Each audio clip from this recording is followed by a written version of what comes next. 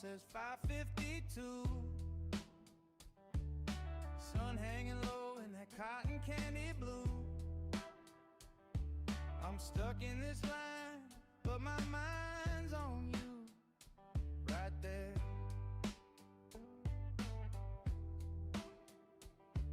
Downtown Indianola, text on my phone, hey, where you at?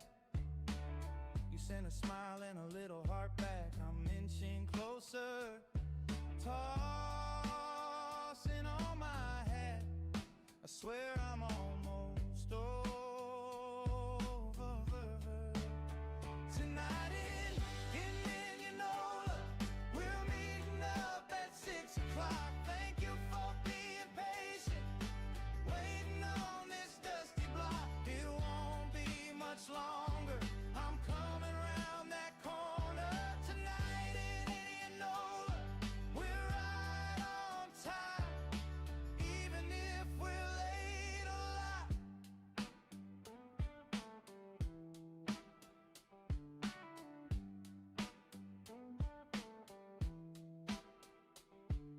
Storefront lights start flicking on slow.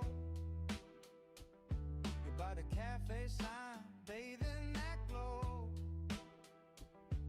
I'm jogging across Main like a one-man show, trying not to lose my cool. Hey. You laugh, you're late, but you lean right in, say, I knew you'd make it here again. We're standing so close, all I feel is wind and the small town traffic rolling through. Tonight in Indianola, we're meeting up at 6 o'clock. Thank you for being patient, waiting on this dusty block. It won't be much longer. I'm stepping around that corner. Tonight in Indianola, we're right on time, even if we're late a lot.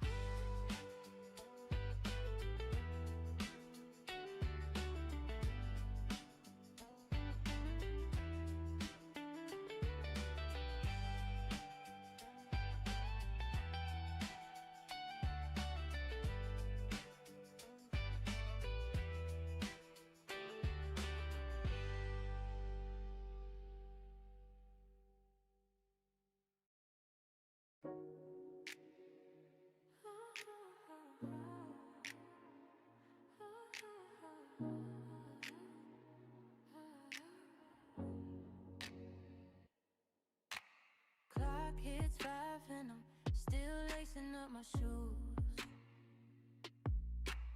Text says on my way, you reply, take your time, it's cool. Main Street parking lot, sun sliding off the glass. You say it's all good, just glad you made it back. Indianola at 6, you were standing by the corner store sign. Thank you for being patient while I wrestle with the day in my mind. It won't be much longer till the world fades out of this frame. Indianola at 6, and you still say my name the same. Oh yeah.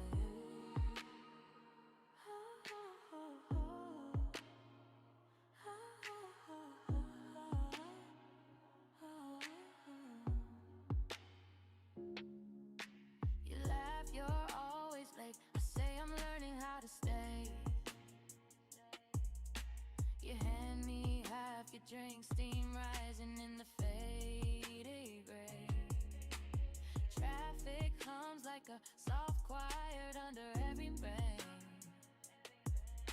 You tap the curb in time to the song my heart is humming in. Indianola at 6, you were standing by the corner store sign.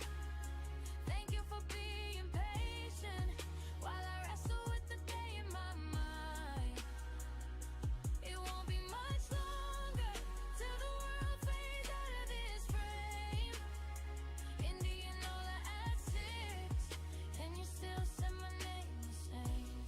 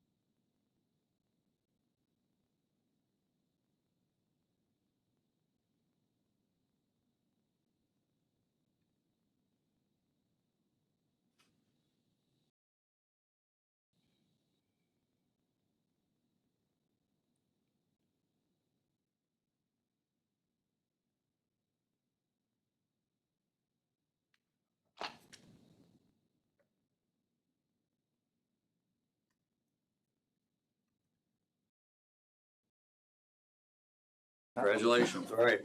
Raise your right hand, please.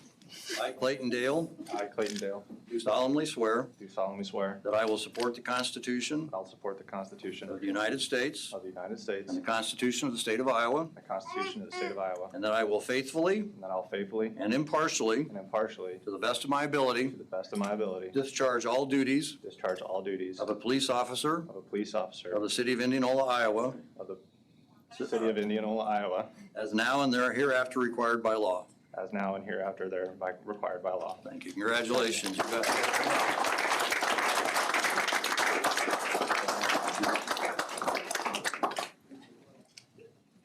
Congratulations again. Thank you. All right, Mr. John Schumacher, we are getting you to present Sergeant, I believe. Is that correct? Thank you. Congratulations on that, by the way. So raise your right hand. Here we go. I, John Schumacher, I, John Schumacher, do solemnly swear do solemnly swear that I will support the Constitution of the United States that I will support the Constitution of the United States and the Constitution of the State of Iowa, and the Constitution of the State of Iowa, and that I will faithfully and impartially, and that I will faithfully and impartially, to the best of my ability, to the best of my ability, discharge all the duties discharge all the duties of a police sergeant of a police sergeant of the City of Indianola, Iowa, of the City of Indianola, Iowa, as now or hereafter required by law. as now or hereafter required by law. Congratulations.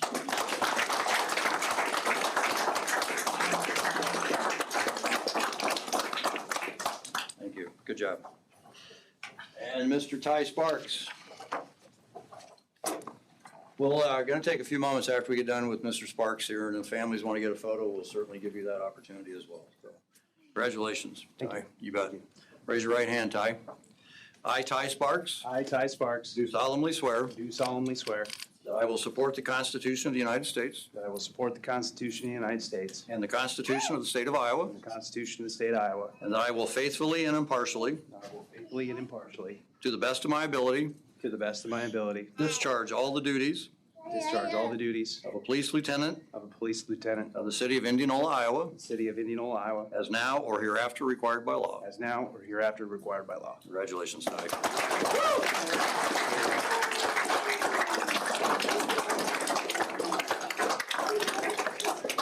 All right, Clayton, you got family here you want to bring up and get her photo taken? We'll move out of the way. Yeah, the guys just stay in that same spot. Just a second, hold on. Okay. Thank you. Thank you. John, you want to bring your family up?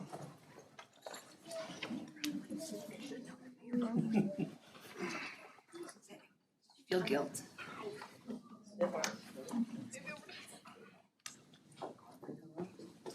There you go. All right, you. There you go.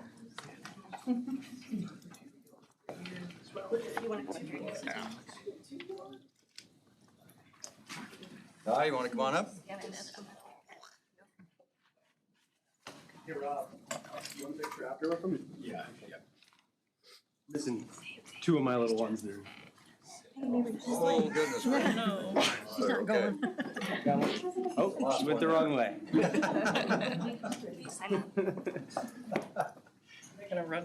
then I'll scan it and then give it to you.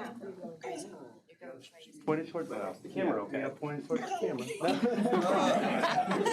Like, take these. That's nice, camera. I'll take that. Good job.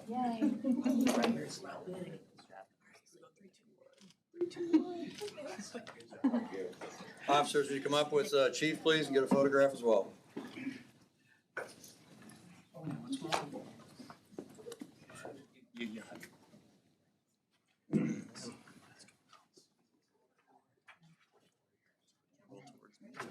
Looks like you like each other.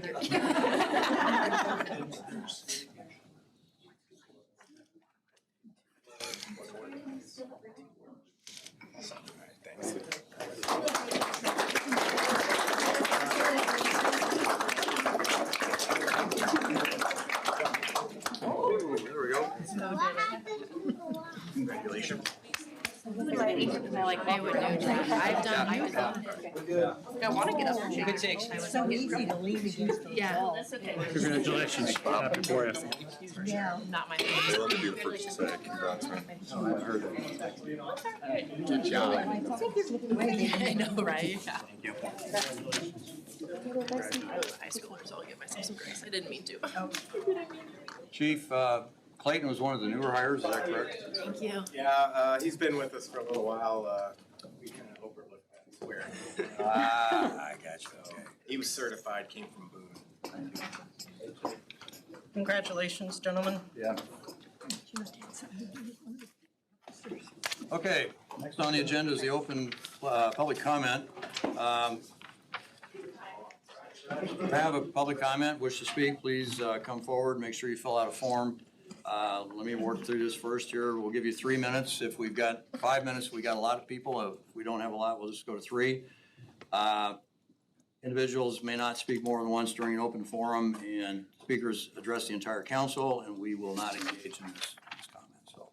So my question, Mayor, does that mean then we're not given a chance to speak under number 9 in the public comments of the budget? Number 9, yes, on the, you're talking about the fiscal So year. if I speak now, then I'm not allowed to speak? No, if you're gonna speak, so here's the issue. What you'll be able to do, if you wanna address an item on the agenda particularly, we'll allow you to come up and speak at that time. You do not have to speak now, so, Well, this has to do with the consent agenda. okay? And I am very disappointed to see Sandy Vopelka, Indianola. But I'm very disappointed to see that the salaries are under the consent agenda. Doesn't allow us to give us any more time than what we're allowed here to speak on the fact that I believe, from what I'm hearing, that people are getting a 3% raise in the city on top of a cost of living raise, which to me is not a wise ways for our money as we're in trouble to be spent. And that's all I have to say on the issue. Thank you. Is there anyone else wishes to speak under public comment? Seeing none, we'll move on then to the consent agenda. Jake, you want to go ahead and take a look at that? Yeah, jumping to item D, the approval of applications, consideration of the approval of liquor license amendments for Blue Oil LLC. This would just be updating the ownership members on their license. Item 2 is a consideration of the issuance of a special event and noise permit to Indianola Elks Lodge for the Pink Tractor Side-by-Side fundraiser ride event to be held on May 2nd, 2026. This fundraising ride will be held on May 2nd, starting at 1 p.m. and ending at 6:30 p.m. West Ashland would be closed from Lulabelle to North Howard Street. The noise permit is for a DJ during the event. A similar event was held in April of 2025. Item E is a resolution authorizing a contract for the McVeigh Trail project. This would authorize a contract for the McVeigh Trail repair with the low bidder. 4 bids were received, with the low bid being for $29,513.08, which was about $6,000 less than the engineer's estimate. Staff and the city engineer did complete reference checks for similar work. The contractor has completed for other entities previously. The timeframe to complete this work would be between May and June of this year, with the project expected to take up to 20 days. And item F is a resolution approving salaries.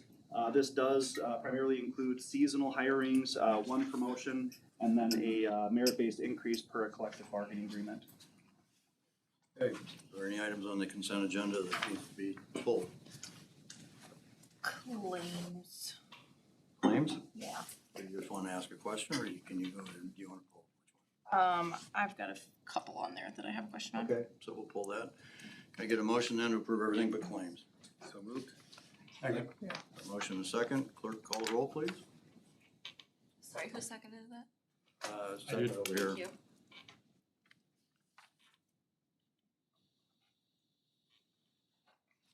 Councilmember Reed? Aye. Dolby? Aye. Armstrong? Aye. Davis? Aye. Stones? Motion carries 6-0. We're on to the approval of claims. Can I get a motion? We'll have a discussion shortly. So moved. Second. A motion and a second. Okay, discussion? Question on a few things. So my first one is, I'm gonna scroll up for it, sorry. That's large, I don't have a control For, this might be an Allison question, for brick gentry, do we have description on like what that's for? If it's one-time fees, if it's recurring, like, do we know more information on those? Under our bills. So those would all be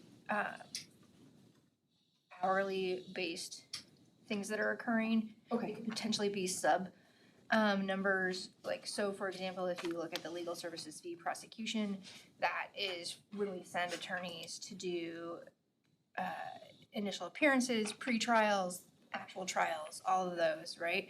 Then if you, fire could be several different things, but I do know that we also did some municipal infractions for the fire department. And then same for if you dropped out of the community development, that a large portion of that is going to be working with city staff and the different municipal infractions that we have. So yeah, I think that probably you have itemized bills, and then they're put onto here as summaries. Okay. But what I know, we provide bills with descriptions. Okay. Perfect. And then, there was, it said, I gotta find it, travel fees for consultants. I gotta find it, consultants, travel fees. I know it was general government and buildings, but it was a decent chunk. Do we know what that was for? Yeah, it's for the, I believe you're talking about the Center for Public Safety Management. That was part of our public safety study that we're doing. So that was to bring multiple consultants on board or on site, both from the police and fire side. They think they spent 3-4 days here, depending on whether it was police or fire. So there was some airfare involved, some lodging, things of that nature, but it did fall, I believe, within their overall contract. Okay, that makes sense to what that is then. Okay, someone else has anything while I search, sorry. It's huge. I do have one thing, and I talked to Jake about this earlier, the Snyder invoices that are on here. Several of them date back to 2005, and I just asked a question about that, and he did answer it, but if you want to answer it again for everyone. Yes, some of them I think dated as far back as June 2025. What we had been informed by Snyder last week, I want to say it was, is that we had a number of invoices that had not been processed on our end, so we are playing a little bit of catch up. The positive here is that we did catch them at this stage in the process, and we are paying for them within the same fiscal year, so they're not going to carry over, which is good. But that's just one of the items we want to clean up and make sure that we're not having invoices outstanding for that long. And you did mention that you've talked to Dave about putting a process in to Yes, make sure that's this doesn't happen. Yeah, we've got a meeting later this week. That'll be one of our topics to figure out if invoices aren't being paid timely, who their backup person is, and making sure that, because also we want to make sure we're compensating them timely for the services that they're providing to us. Right, I appreciate that. Thank you. I'm gonna guess some of that might have been the Tyler conversion. Would that have been probably a good answer to that or not? This is, we blame the Tyler conversion for a number of things. I don't think this would be a fair criticism. Okay, all right. But I Fair enough. appreciate the thought, Mayor. Yeah. Fair enough. My last one was Hillcrest. It just says East Hillcrest Avenue. Do we know like what was all included in For Snyder. Is it? No, well, there was like a couple of Hillcrest ones. Okay. For Snyder, he is getting more information on that. Yeah, so Okay. we did have the Hillcrest Avenue reconstruction closeout. We had one of the invoices on there from August. I believe that was just part of finalizing that. We understand that the median was separate from that, so it doesn't include any expenses there, but that would just be closing out the Hillcrest Avenue construction project. Okay, perfect. Okay. I mean, not really question, but just, I don't know, going forward, like there's some things on here that's like new tires. Like, do we know what vehicle that is? Do we know like, do we have a breakdown of that? I don't know if that's tracked. If it's not, maybe something we can. Some of them are, I guess it depends. So like in police, they've got unit 213. In the sewer fund, they did not have the vehicle number. For some of them, they do track them. Some of them they don't. It looks like it's a little bit hit and miss on that. Okay. I know I've mentioned this before, but it would be nice to have a little consistency in that. Like, for police, for example, Josh's Auto Repair, they were very specific in saying which vehicles went for service and which vehicles needed more repairs. It's just nice to tie those things so that you know that,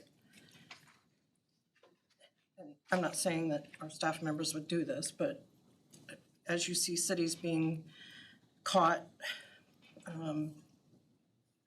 employees charging personal expenses, whether it's accidental or not, just tying it to a vehicle or a specific purpose, make sure that we have that control in place. This kind of goes back to the whole management versus oversight, right? We have Jake on here who is reviewing our claims to making sure that that doesn't happen, right? So I feel like we're getting a little nitpicky here on what we're questioning, just to be honest with you.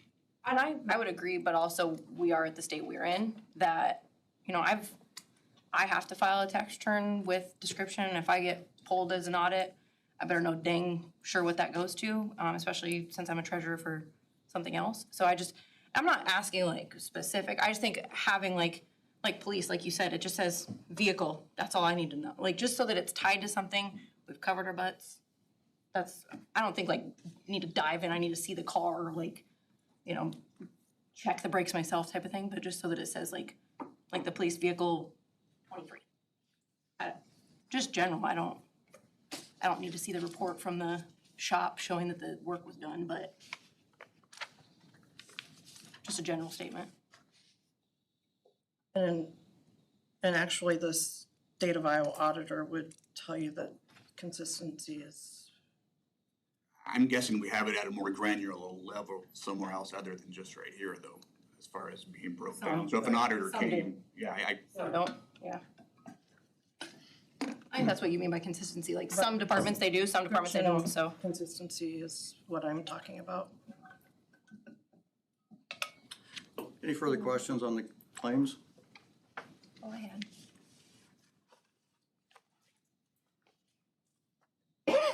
Hearing none, then let's go ahead and clerk call the roll, please. Councilmember Reed, Aye. Lane, Aye. Sums, Aye? Davis. Aye. Armstrong. Aye. Dolly. I Motion carries 6-0. All right, we are on to Fire Department Annual Report. Chief, you are the one that's on the hot seat. Sure.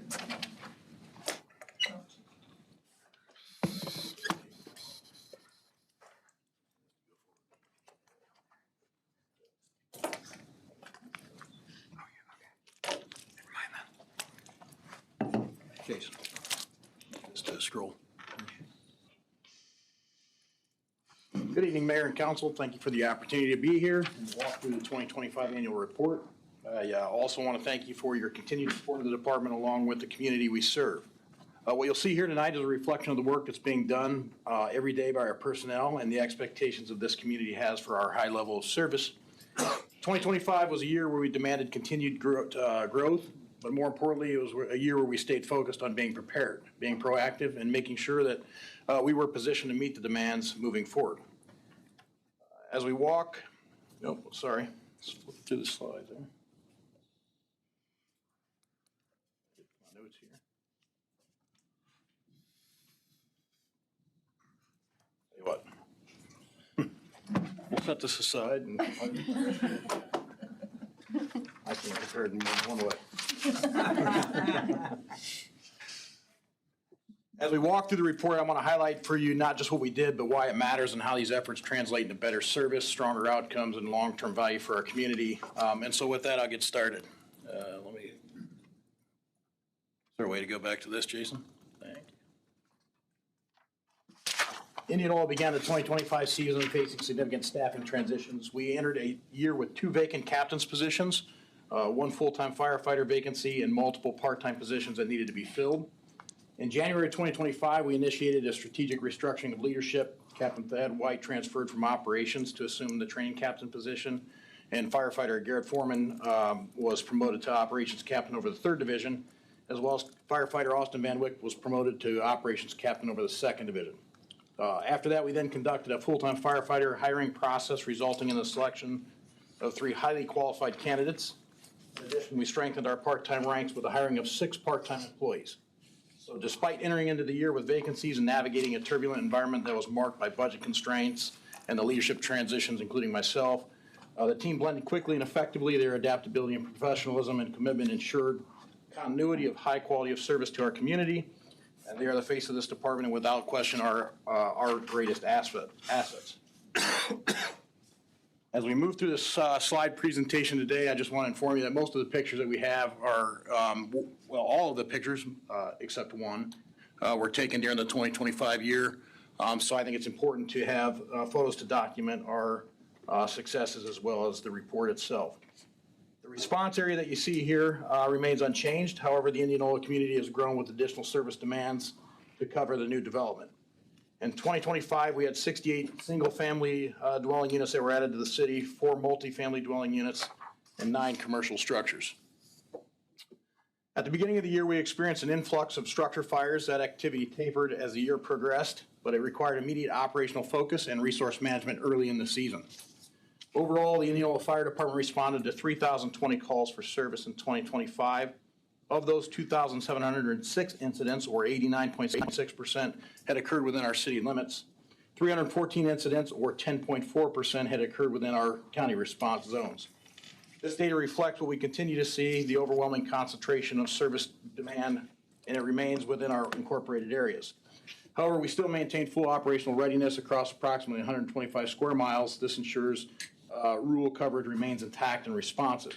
While we did see a slight increase in total responses compared to last year, we did attribute much of that increase to policy change. So in 2025, we had expanded our response model to include all motor vehicle crashes rather than limiting those responses to just those involving personal injuries. These vehicles have fluids and fuels that get spilled. We want to make sure we're there to provide fire suppression as well as the hazardous materials cleanup. That adjustment naturally elevated our overall call volume. The increase therefore reflects a service model change, not necessarily an increase in incident severity. What you'll see here, as in previous years, EMS continues to make up the majority of our workload at around 80%, with fire incidents representing a much smaller portion of the call volume, with the remainder falling into other service calls. Historically, we've been able to present a more detailed breakdown of the call types. However, due to the U.S. Fire Administration's transition from NFIRS, which is the legacy reporting system, to the new NARIS reporting system, the way that data is collected and categorized has changed. So because of that, it was in mid-shift during the year. This slide reflects more of a generalized view in fire and EMS and then other.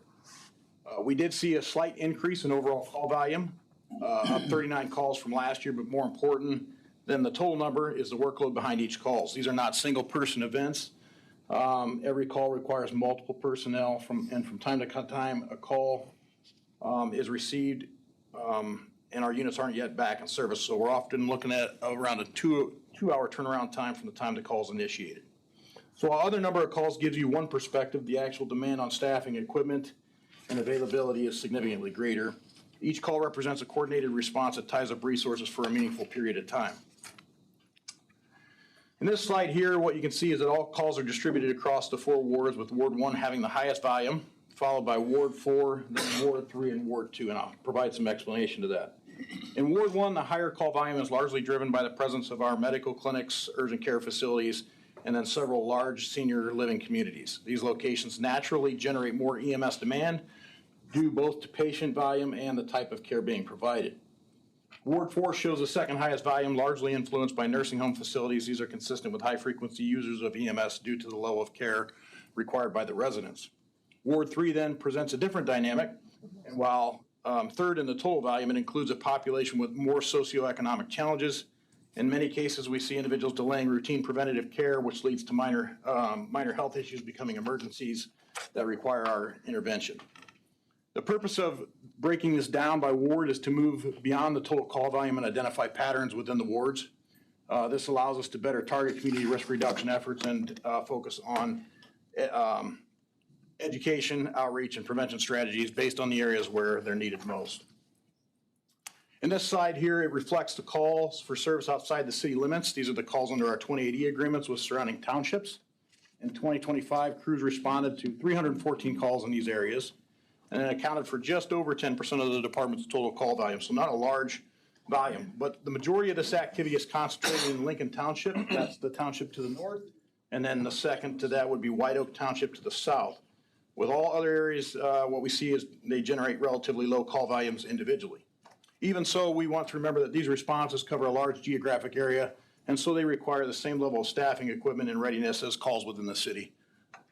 While the call volume outside the city is smaller in percentage, the expectation for immediate advanced emergency response remains the same, and that highlights the importance of continuing to evaluate how our services are supported to ensure that we have long-term sustainability and fairness across the entire service region. You can't tell, this would be the one picture that we didn't take this year. So. In 2025, our EMS call volume continued to rise, driven by more mental health calls, an aging population, and ongoing medical needs. Our care facilities and medical campuses make up about 22% of our total EMS responses. At the same time, hospital overcrowding is causing ambulances to wait longer, which translates to longer transfer to the patients to definitive care, and that can leave fewer units available to our community. Staffing challenges and increased wear on our vehicles and equipment are also adding to the pressure of our system. Even with these challenges, crews continue to deliver high-quality care, including 2 lives saved in the field from cardiac arrest, both thanks in part to early CPR by bystanders. The department is improving how it operates through better technology, training, and tools to support both crews and patient care. Looking ahead, the demand for EMS is expected to keep growing ever so slightly, and the focus will remain on keeping the response time strong and the service reliable for Indianola. I think. Yes, sir. I think Mr. Dalby would love to have that old ambulance that was in that. It's definitely a unique piece, Mayor. Yes. Still using it. Huh? Still using it. Still in service. Using it? Yeah, I don't think so. Some of the ones we have done. In this slide here, what we provided you is the run mix and the payer mix.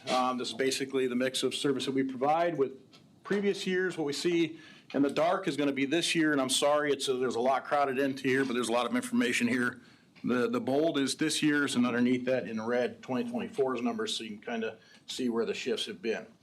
We continue to provide mostly advanced life support, and so a large portion of our patients are covered by Medicare and Medicaid, and that means that much of our reimbursement is fixed and outside of our control. The key takeaway that I want you to take from this slide, if you look over to the right hand of the slide under revenue generated, you'll see that we had a significant increase, about 17% in service revenue and about 31% in our GEMT funds that we collected. The key takeaway is this is back about this time in April, I had approached the council. For 5 years, we hadn't made any increases in our fees, and you guys listened and supported that. And so as a result of that, we were able to capture more revenues from the services we provided. This fee adjustment begins to correct the inequity or the gap that was happening by moving costs back toward the system users, and while still keeping reasonable rates and in line with the region. And so there weren't big shifts in rates. We did stay in line with our surrounding partners. Chief, I'm going to ask a dumb question. Yes, sir. It's not a dumb question. GEMT is what? What's that in there? Ground Emergency Medical Transport, it's a supplemental care that's the government makes available to services that are basically rural services or outlying services. So they do recognize that there's a shortfall in Medicare, Medicaid that happens, and as kind of a way to fill in that gap, there's this GMT payment that's made available. Thank you. Yes, sir. Chief, I have another question. You have listed here the amount that we collected in revenue, but do you have the number that it cost us to provide this service? I do not have any cost numbers built into this report, and certainly gather those for you and provide those to you. For the public's benefit, I just want them to see that it's still costing us more to provide the service than. Correct, yeah, this does not balance the budget, makes a significant contribution, but Yeah, we're getting certainly falls closer. below that. Yeah, And again, I think being a public service and EMS is not one of those that are gonna be balanced by revenues aren't gonna always meet your expenditures. right. To that point, Medicare, Medicaid pays, what, about 50% of the actual cost or something like that? But if I remember right, there's a deduction that they take off of that you're only allowed a certain amount of money. You would charge a certain amount, but then deducted? You probably don't have that number off the top. It's a fraction, I don't have it off the top of my head, but no, we don't do any back billing, so what they do submit for payment is what we expect. Move to the next slide. In 2025, the department completed nearly 4,000 hours of training. We averaged just under 90 hours per member across 45 personnel. That's not just time, it represents skill growth and capability.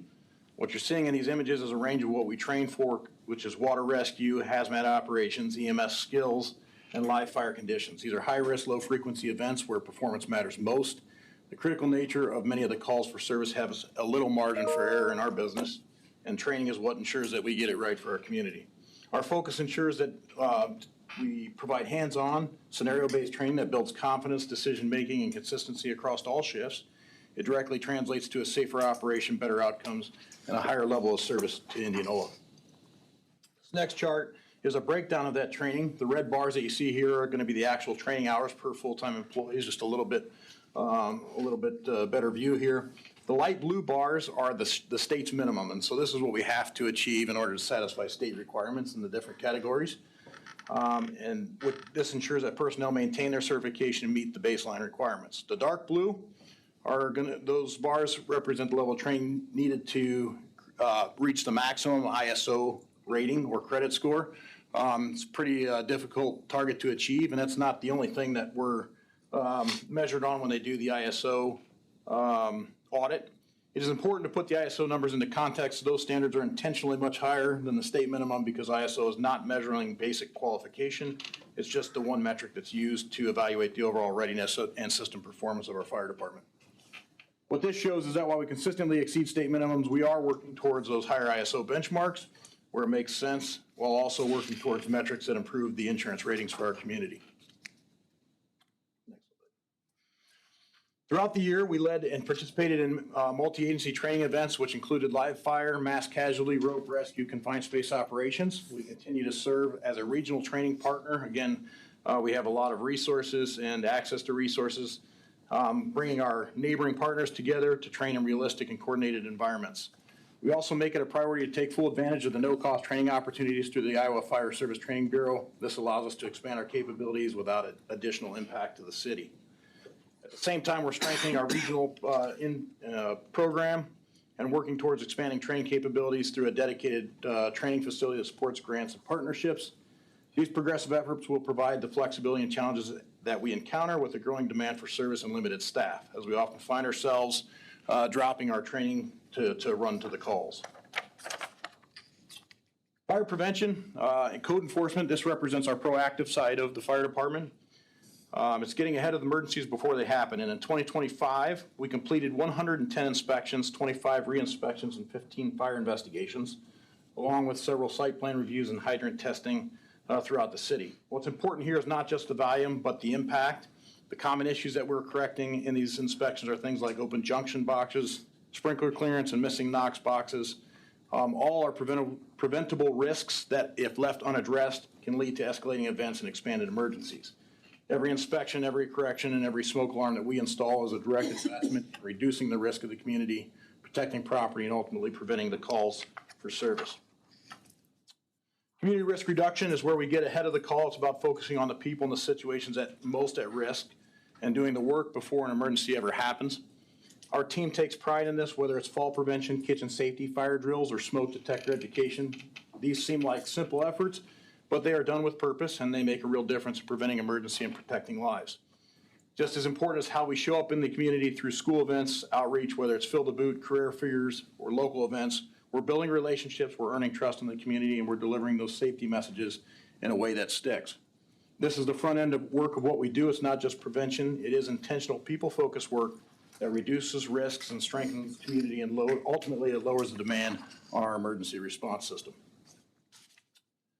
What you're seeing here in the community risk reduction highlights are real examples of that work in action, from supporting families after incidents through partnerships with the Red Cross to being present at the community events, schools, and wellness fairs.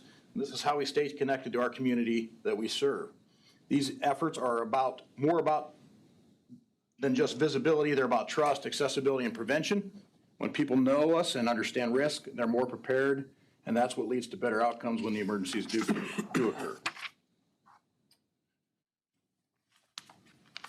In our infrastructure grants, we were fortunate to secure grant funding from several organizations that included the Leary Firefighters Foundation, provided us some training grants, Walmart Community Grant Program, Prairie Meadows, Warren County Philanthropic Partnership. These investments directly support our ability to train and respond and maintain our facilities without also placing additional burden on the city. In addition to these grants, I want to recognize that there are many other community partners and individuals who contributed financially throughout the year to the pancake breakfast, the different events that we hold, the open house. While they're not all listed here, those donations have been instrumental in helping us move projects forward, particularly around the training infrastructure and our equipment needs. What this really represents is a shared ownership in public safety. These partnerships allow us to stretch our resources further, accelerate improvements, and continue building a system that is reliable and prepared for the demands that we're seeing. The Bay Drain Reconstruction Project addressed a failing drainage system in the apparatus bay that was creating standing water, flooding, and ongoing safety concerns. It also limited our ability to properly clean and decontaminate equipment after calls. The apparatus bay is a critical space, and when that system isn't functioning, it directly impacts the safety and daily readiness of our services. I also want to recognize the work of Chew Plumbing and Vice Construction. They completed this project professionally and did it efficiently while working around apparatus that had to remain in service and maintaining access during events like our open house. They did a great job. The result is a reliable long-term solution that restores safe conditions and supports day-to-day operations. It serves as an important step in addressing the immediate safety needs while we continue planning for our future facility. Ambulance 247 had reached the end of its service life. As it aged, we were seeing increased maintenance issues, more downtime, and growing concerns with the reliability, all of which directly impact our ability to consistently field ambulance when calls come in. Replacing this unit ensures that our crews have dependable equipment and that we maintain consistent response capability for our community. Just as important as this reinforces the need to stay on schedule with our ambulance replacement.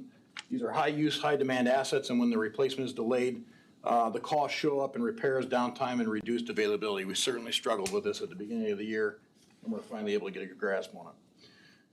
We also work to maximize value through the trade-in of the old unit, so old unit 247, which was the most efficient, beneficial option for the city.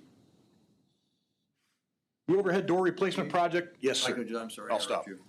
Now, if I can interrupt you, just for the public knowledge, you and I have had to, and staff and councils had this conversation as well, but for us to order an ambulance right now, what's the timeline on getting that ambulance in? And do you have to make a down payment on that to get that in the process? That's the next question. So once we get authorization from the council in the last conversation I had, that's like some of that shifts. So I haven't probably checked for a couple months, but month to month that can move. 24 to 30 months was the last number that I was given. And so again, I could check back and see, but typically once we get authorization from the council, we place the order. We get in line for that vehicle, and then it takes about 24, 30 months to get that on the street, so. And that's part of the time that that vehicle has to be in operation then. Correct, so we'll still run the old units. Hopefully we're not struggling. I think again, last year we did have a significant amount of time that the units were in the shop, in service, which represents that the vehicles are out of service and they can't run calls. So. And this project cost you got here on the 2025 ambulance, that was $327, $362. A new ambulance today would run about $340, is that right? Is what I'm 340,000 is what we were currently quoted.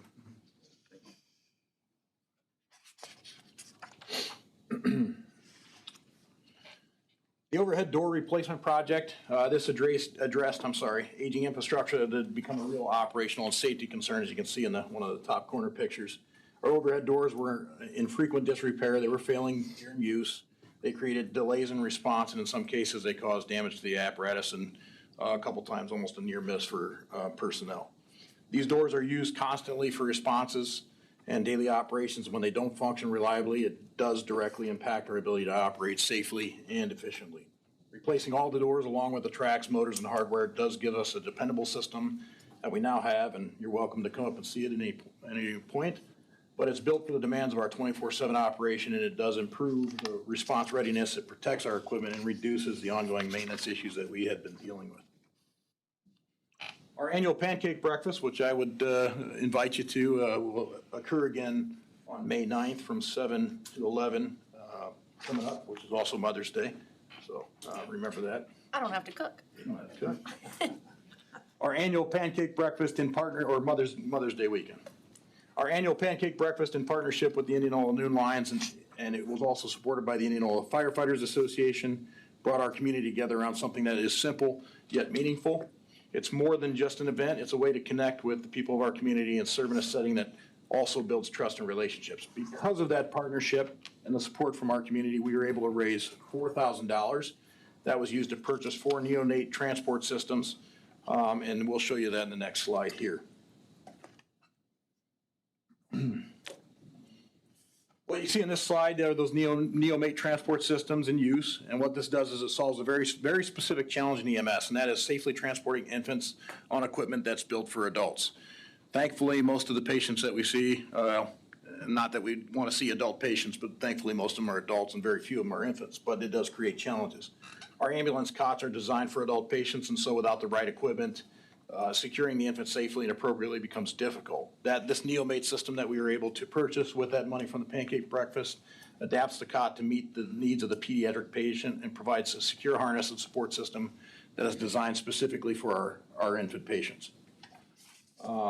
And this is especially important in emergency situations where the stability, airway positioning, and access to the patient all matter.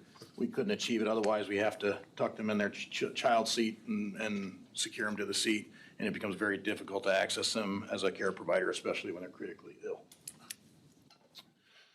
2025 Fire Prevention Open House, this occurred October 9th in 2025, and it was part of Fire Prevention Week, as it is every year. This year's theme, in partnership with the National Fire Protection Association, focused on lithium battery safety in the home. This event brought together multiple public safety partners, which included the Warren County Sheriff's Office, Warren County Attorney's Office, Indianola Police Department, and the Indianola Noon Lions Club again. Community members engaged with first responders. They toured the equipment and participated in some hands-on safety demonstrations. This open house continues to be one of the strong community engagement events that we host, reinforcing that fire prevention education and strengthening our partnerships across the community. So tying this up here in 2026, our focus areas, looking ahead to 2026, we want to continue focusing on building capacity while addressing some of the long-term needs identified. Major priority will be advancing the planning and development of a temporary live fire training facility at the old wastewater treatment plant. This gives us the ability to train in a more realistic environment while we continue working ahead towards a permanent solution. Again, these are those containers being placed out there that allow us to burn and do other search and rescue training events that are high frequency or low frequency, high risk events. Internally, we'll continue working through the updates that will be identified in the CPSM study that Jake had mentioned earlier, as well as policy, structure, and operational transitions to make sure that our organization is aligned with the level of service that we're providing and the demands that we're seeing in our community. We'll also continue to invest in our regional partnerships, training with our neighbors. We do depend on them quite a bit, and that strengthens coordination and improves response and ultimately benefits the entire service area. On the EMS side, we'll continue evaluating the long-term sustainability, exploring funding strategies with the focus on moving service contributions towards greater parity across the system. So looking at some of our rural areas and making sure that the contribution that's being made there makes sense. Other than that, I think that kind of wraps it up. If there's any questions, I'd be happy to answer them at this time. The thing I'd say to you is I would commend you and your staff on a number of things, but your successful grant writing, I think, has been very well received. I think the fact that you folks, about $60,000, if I'm not mistaken, somewhere in that neighborhood, and that's taxpayer dollars, didn't have to be used for the things that you had to purchase for your group. And I just want to say I think your grant writing group has done very good and very successful, so thank you for that. Any other questions or comments for the chief? I do have a question. I echo what Steve said, and appreciate this presentation. So thank you for that. And you accomplished a lot through the challenges that you had with staff and getting everyone up to par. Going into 2026, and this is something that has been talked about the last couple of years as well, but with the challenges with high call volumes, I'll just speak to my ward with the care facilities that we in Ward 1, but also some of the other wards. I know that in the past, some of the calls were strictly due to patients who had fallen, and we were being dispatched to help them back in bed. Is that still something that you're seeing? And if so, do we have an opportunity to go out and work on that? We do see quite a bit of falls, again, as some of the older population tries to stay in place at home, right? They kind of, from time to time, push the limits. I will tell you that regionally, we're looking at mobile integrated health. I know that Des Moines taken a very aggressive approach with that, working with the chief from Johnston, Grimes, who is really kind of active in that mobile integrated health. Essentially what mobile integrated health is a service that kind of takes some of the pressure off the EMS system. And so when they get the call at dispatch center, it identifies certain parameters. Maybe it'd be a call, for instance, that maybe they would dispatch this mobile integrated health in lieu of maybe the emergency services will help to take some of the pressure off the system, but also alleviate some of the pressure of the emergency room, right? As you get there, not all the patients, as a matter of fact, a lot of the patients that we see don't necessarily need to go to an emergency room, but they just lack the support system to be able to find that care that they need transition. Thank you for that. And what about in the care facility specifically where? I understand your question. Yeah. So in the care facilities from time to time, this was more after the COVID, the 2018 or 2019, COVID 2019, we saw what they called no-lift facilities. And so as a lot of these patients were falling, staff members were trying to pick them up, sort of sustaining back injuries. And so some of the care facilities would implement this no-lift policy, which would state that any of their employees were not to lift the patients. Now they do have some systems in place, Hoyer lifts, things of that nature that they do have available to them as a way to kind of push back against that and also let them know that we need to reserve our emergency resources for emergencies in the community, and they need to make some provisions for their residents to pick them up. We did implement the fee system, and that's been pretty successful at pushing back on some of that. So. Okay. Thank you. No questions, I just have to give you credit. We used you for the first time a couple months ago for grandma, and I was very impressed. Everybody was absolutely amazing that came and handled it very well, so just give you major props. I would echo that with my dad and all the times that we called. Amazing. You got good people in place. At the next council meeting, there will be a gentleman here and Chief will also present some commendation awards to 3 of our staff members that saved the gentleman's life through CPR and everything else, and so he will be here as well. He wants to speak to the council. So his letter was very impressive. I'll make sure that's in your packet the next time too. So. Thank you. Thanks, Chief. Okay, we're moving on then to the Ride Safe and Smart Safety Campaign. Mr. Young, you are on deck. Good evening, Mayor and Council. Aaron Young, City of Indianola Communications Manager. Apologies for being a little bit under the weather. My cough drop had melted since, so I had to take a couple swigs of water so I can avoid coughing. Advance apologies for doing so. But the Rights Safe and Smart Safety Campaign, about 10 days or so ago, a band of Des Moines metro communities, including Indianola, collaborated and brainstormed on a way to market and raise awareness about the growing use of e-scooters, e-bicycles, and electric micromobility devices.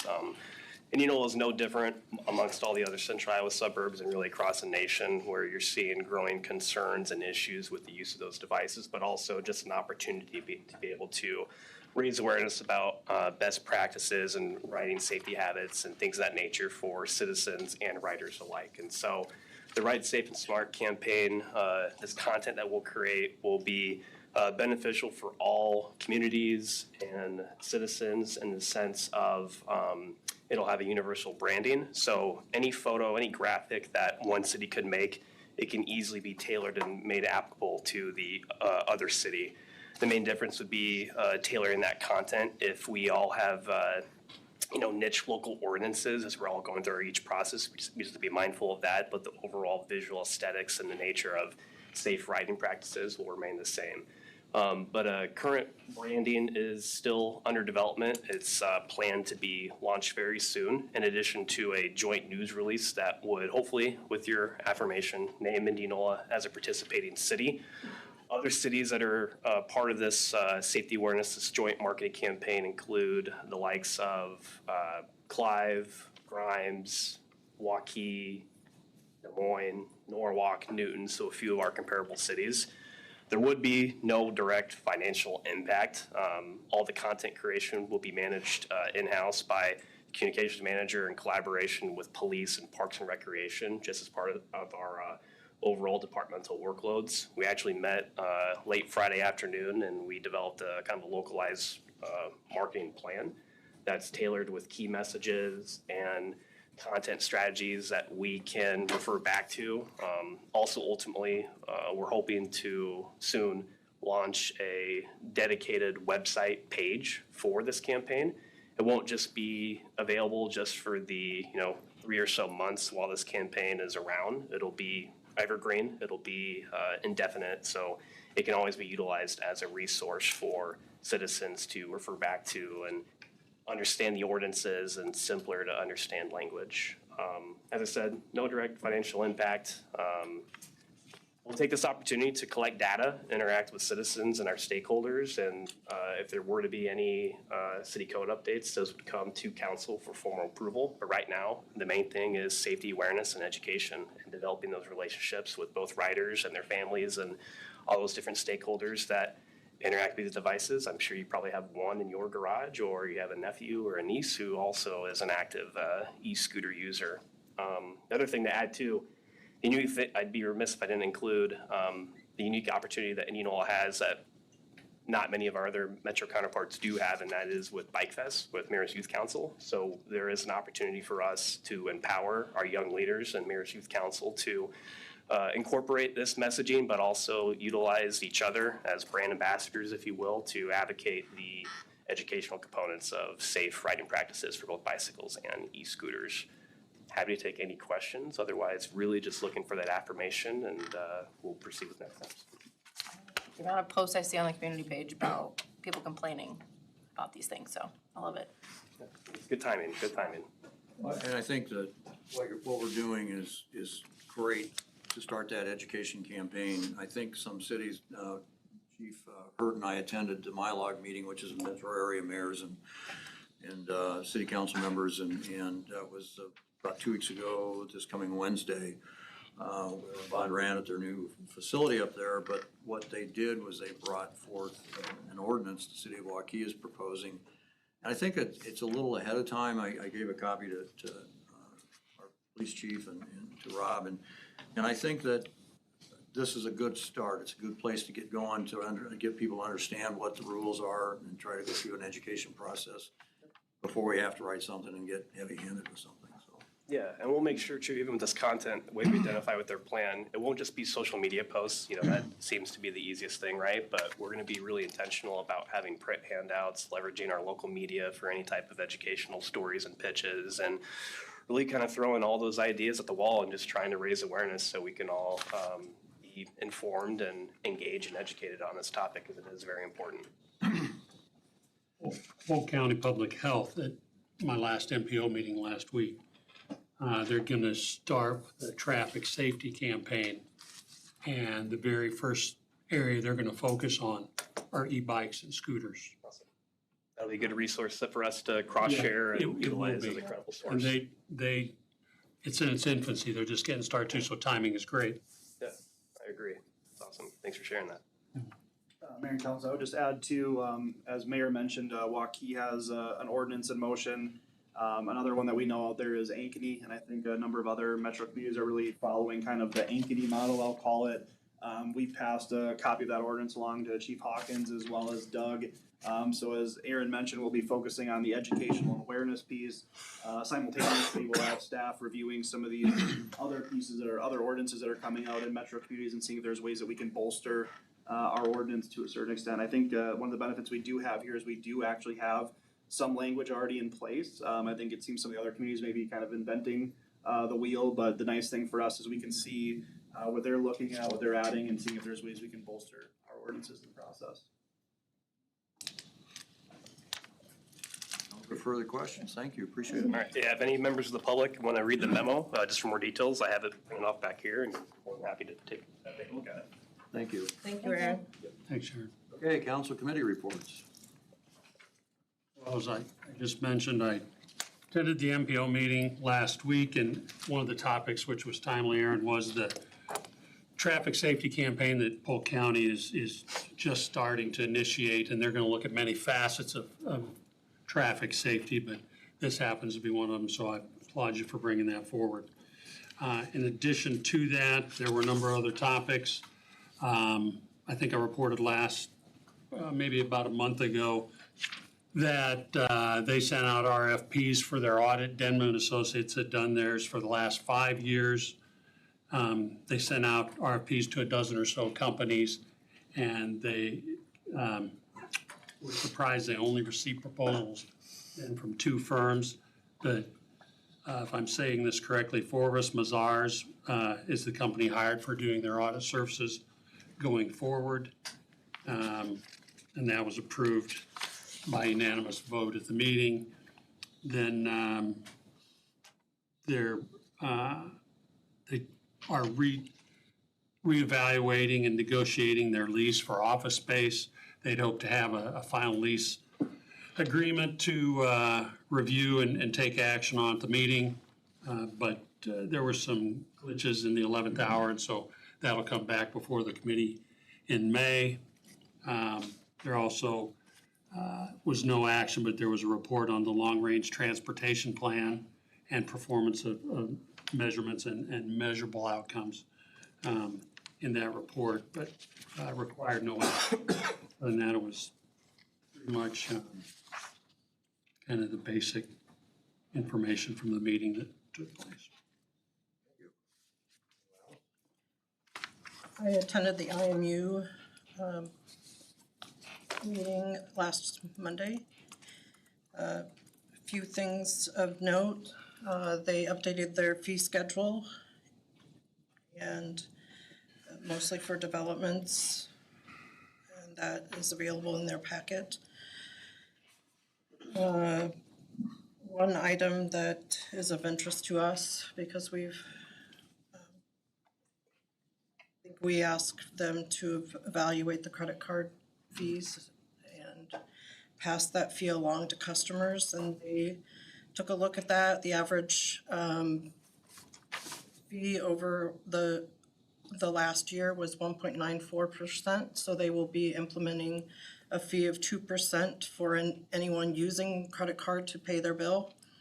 They've been working with Aaron Young on the communication, and Aaron's put together some nice things. What they are planning to do is direct mail a postcard to everyone who is currently utilizing a credit card to pay their bill, and then also including it in the mailer for 2 months, and of course, put it out on all the social platforms and website.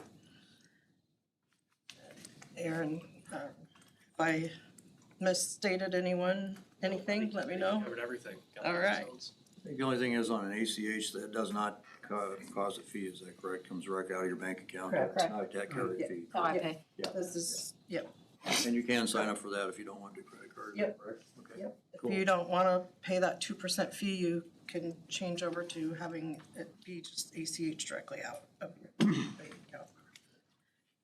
And I'm sure that'll be included in the communication so that customers are aware of how to get that taken care of.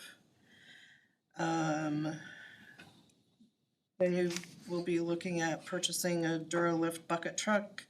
I thought this was an interesting thing because they are looking at purchasing a demo truck, replacing a 1998 bucket truck that they have now. And apparently this is something that they've done in the past, so they have a bid on it and will likely be purchasing this demo truck. thought that was interesting, rather than purchasing new. The North Sixth Street Place water line project was discussed, and those contractors are finishing up a project currently, and then we'll be moving into the area. They expect that to be mid-May. The letters are ready, and as soon as they have a firm date, those letters will be mailed out to the residents so that they are aware of when that will take place. They mentioned that the fiber is in for the schoolyard project. And other than that, everything was business as usual for them. Just update. Okay, any other reports? I do. I have a fun one. Okay. So last week, a couple weeks ago, actually, Mayor had forwarded me something to maybe attend. I did not get to attend due to scheduling and budgeting, but we had an amazing pairing with DMMO. They actually had the Polish consulate in Chicago where they were able to give kind of a shortened version of an opera that is coming this summer, King Roger. And so they were able to really get the name of Indianola out there in regard to some of these bigger operas coming to Blank Performing Arts Center at Simpson. And some of these, I just want to call out, I'm like a huge music nerd, so sorry guys, but one thing that I thought was really cool was that after giving this kind of shortened version, the star of King Roger, he was able to talk for a little bit, but then had to fly out to New York. So it's not something that's like a just Midwest thing. Like these people come from all over, professionals that are coming in and really bringing a name to Indianola within the arts. So obviously with our partnership with DMMO, I thought that was pretty neat. So there was a couple pictures I can share with you guys if you want to see, but I'm just a music nerd, so. Thank you. Any other council reports? All right, we'll move on to community updates. So, first thing I'll mention, since the Chief Hurt mentioned it, May 9th, 10 to 11, the fire department pancake breakfast. Please come out and support our fire department and appreciate Noon Lions, I believe it is. Is that who provides the meal for you, if I'm not mistaken? Arbor Day tree planting is Thursday, April 23rd, 12:20 to 2 p.m. at Wilder Elementary School. They'll be doing, and I'm doing a proclamation on Arbor Day here in a few minutes. Curbside cleanup has already started this week, so if you had Monday trash delivery stuff out, it's probably a little too late. But the rest of us that don't have a Monday pickup, that if you got your stuff out that you want to get rid of, then please do so. There are some limitations on what you can put out. Please check websites, make sure that you know what that is. Drake Relays, April this week, 22nd to 25th. A number of our local athletes are participating. Congratulations to those folks and their accomplishments. It's quite an honor because you're competing against all 4 or 5 classes in the state of Iowa, and that's a pretty big deal. Page Turner's Bookstore will be celebrating their new location April 24th through the 26th. If you don't know where they are, they're now on the north side of the square, about halfway down that first half block on between Uncommon Grounds and the building on the corner there at Howard and Salem. Yeah. Balloon Museum is asking for volunteers to come April 26th as well, from 10 to 3. Help reopen the museum. What they're doing is they're making sure they're getting out the displays and things along that line. They've been doing this for quite a while now, trying to finish that up. If you got some time on April 26th, 10 to 3, they'd love to have you help. Mayor's Youth Council is touring our new high school facility on April 22nd. We're doing it in 2 groups, one at 7 and one at 7:30. They're going to have an opportunity to do that. Aaron Young mentioned the Bike and Scooter Fest. They still haven't come up with a better name on that. If anybody's got a great name on what to call that now that we're doing both of those, that's great. It's June 6th, starting at 10 o'clock at Simpson College Hillman Hall parking lot. Collecting donations now to pay for the event. There will be some fundraiser bike races, so Mayor's Youth Council may ask some city staff or elected council members to participate. If so, please say yes. I also want to give a shout out To the ATO fraternity at Simpson College, they again volunteered for another project. Chief Hawkins had them clean out storage shed, if I'm not mistaken. And appreciate them stepping up again for another opportunity to serve the community. So that's the community update at this point in time. So with that said, I do have a couple proclamations here, so bear with me, please. The Arbor Day proclamation is one that obviously the Wilder Elementary kids are going to be planting this day on April 23rd from 12:20 to 2 p.m. So this is in line with what they're going to be doing here very shortly. Whereas in 1872, J. Sterling Morton proposed to the Nebraska Board of Agriculture that a special day be set aside for the planting of the trees. And whereas this holiday called Arbor Day was first observed with the planting of more than 1 million trees in Nebraska, and whereas Arbor Day is now observed throughout the nation and the world, and whereas trees can reduce the erosion of our precious topsoil by wind and water, cut heating and cooling costs, moderate the temperature, clean the air, produce oxygen, and provide habitat for wildlife, and whereas trees are a renewable resource giving us paper, wood for our homes, fuel for our fires, and countless other wood products, and whereas trees in our city increase property values, enhance the economic vitality of business areas, and beautify our community, and whereas trees are a source of joy, spiritual renewal, and whereas Indianola has been recognized as Tree City USA by the National Arbor Day Foundation, desires to continue its tree planting ways, therefore, I, Steve Richardson, Mayor of Indianola, do hereby proclaim April 24th, 2026 as Arbor Day in the city of Indianola, and I urge all residents to support the efforts to care for our trees and woodlands and to support our community forestry programs. Further, I urge all citizens to find a way to plant a tree, gladden the hearts, and promote the well-being of present and future generations. Dated this 20th day of April 26th. Last week, I did a proclamation for National Library Day. I'm not going to read this, but I did provide an opportunity. I believe it's on the website. Is that correct? There's a link to that somewhere on the proclamation for National Library Week. I had the opportunity to go to the library and have all of these, most of the staff there that were able to join me, and we had proclamation that we read there, so appreciate that. And National Library Week is this next week? Is that this week? We're right now into it. Okay, thank you.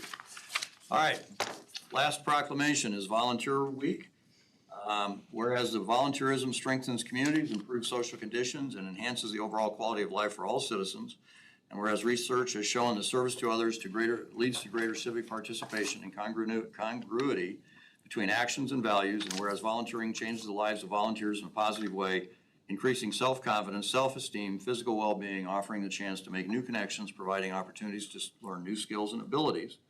Whereas the city of Indianola recognizes that volunteering improves our quality of life and increases community participation, promotes a sense of pride, and volunteers are vital to our future as a desirable, caring, and effective city. And whereas National Volunteer Week is more than a 50-year tradition enacted in 1974 by President Richard Nixon, designates a special time to recognize and celebrate the contribution of volunteers. Now, therefore, I, Steve Richardson, Mayor of Indianola, do hereby proclaim April 19th to 25th, 2026 as Volunteer Week in the city of Indianola, and together with City Council and city staff recognize the impact of volunteer service and the power of volunteers to tackle the challenges in our community, dated this 20th day of April, 2026. All right, so on to the next item on the agenda here. So we are into business, fiscal year 27. We have a public hearing regarding the fiscal year 27 budget. I would need a motion, a second, to move into that public hearing. Mayor Richardson, do you Yes. want to go into public hearing and then give me a presentation, or what's the order? Yeah, I was going to go ahead and get this into public hearing, let you do your presentation, and let others speak. So, we've got a motion. Who made the motion? Okay, Bob? Got a second? Josh, okay. Clerk, call the roll, please. Councilmember Reed? Aye. Dolby? Aye. Armstrong? Aye. Davis? Stones? Aye. Lane? Motion carries 6-0. We are now in a public hearing for the fiscal year 27 budget, and it's all yours. Okay. Next slide, please. Whatever, I missed it. Whatever's easiest.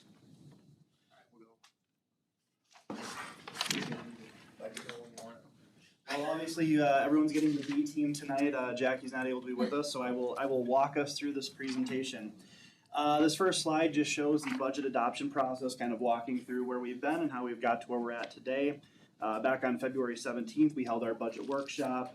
Then on March 10th, we had the joint meeting with IMU to get some direction on insurance renewals. April 6th, we held the public hearing for maximum property tax dollars, levying resolution passed for borrowing. Today, we are on April 20th, which is the public hearing and consideration of the adoption of the budget.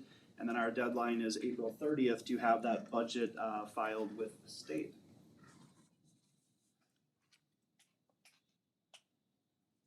I have a dead battery, I'll do it.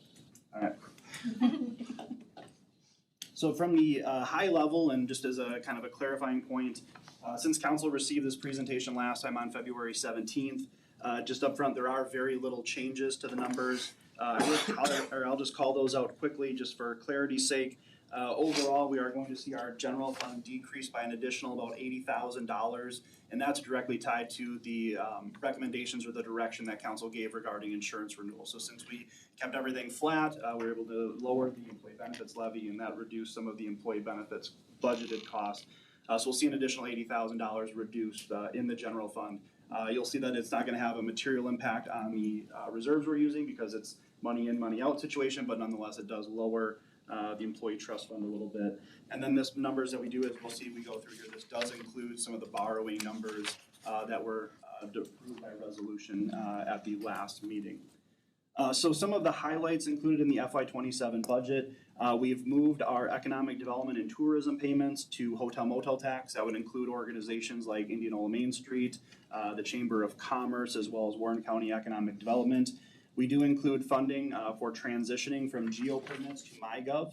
This would be a service request software platform that would improve the experience for our residents to submit service requests into staff. It would also be the tool that we use to handle our permitting processes. So if you're submitting for a right-of-way permit, street closure, things of that nature, this would be an improved system that feels like it gets us more into this century, no offense to geo permits. We do include about $25,000 for police mobile data units.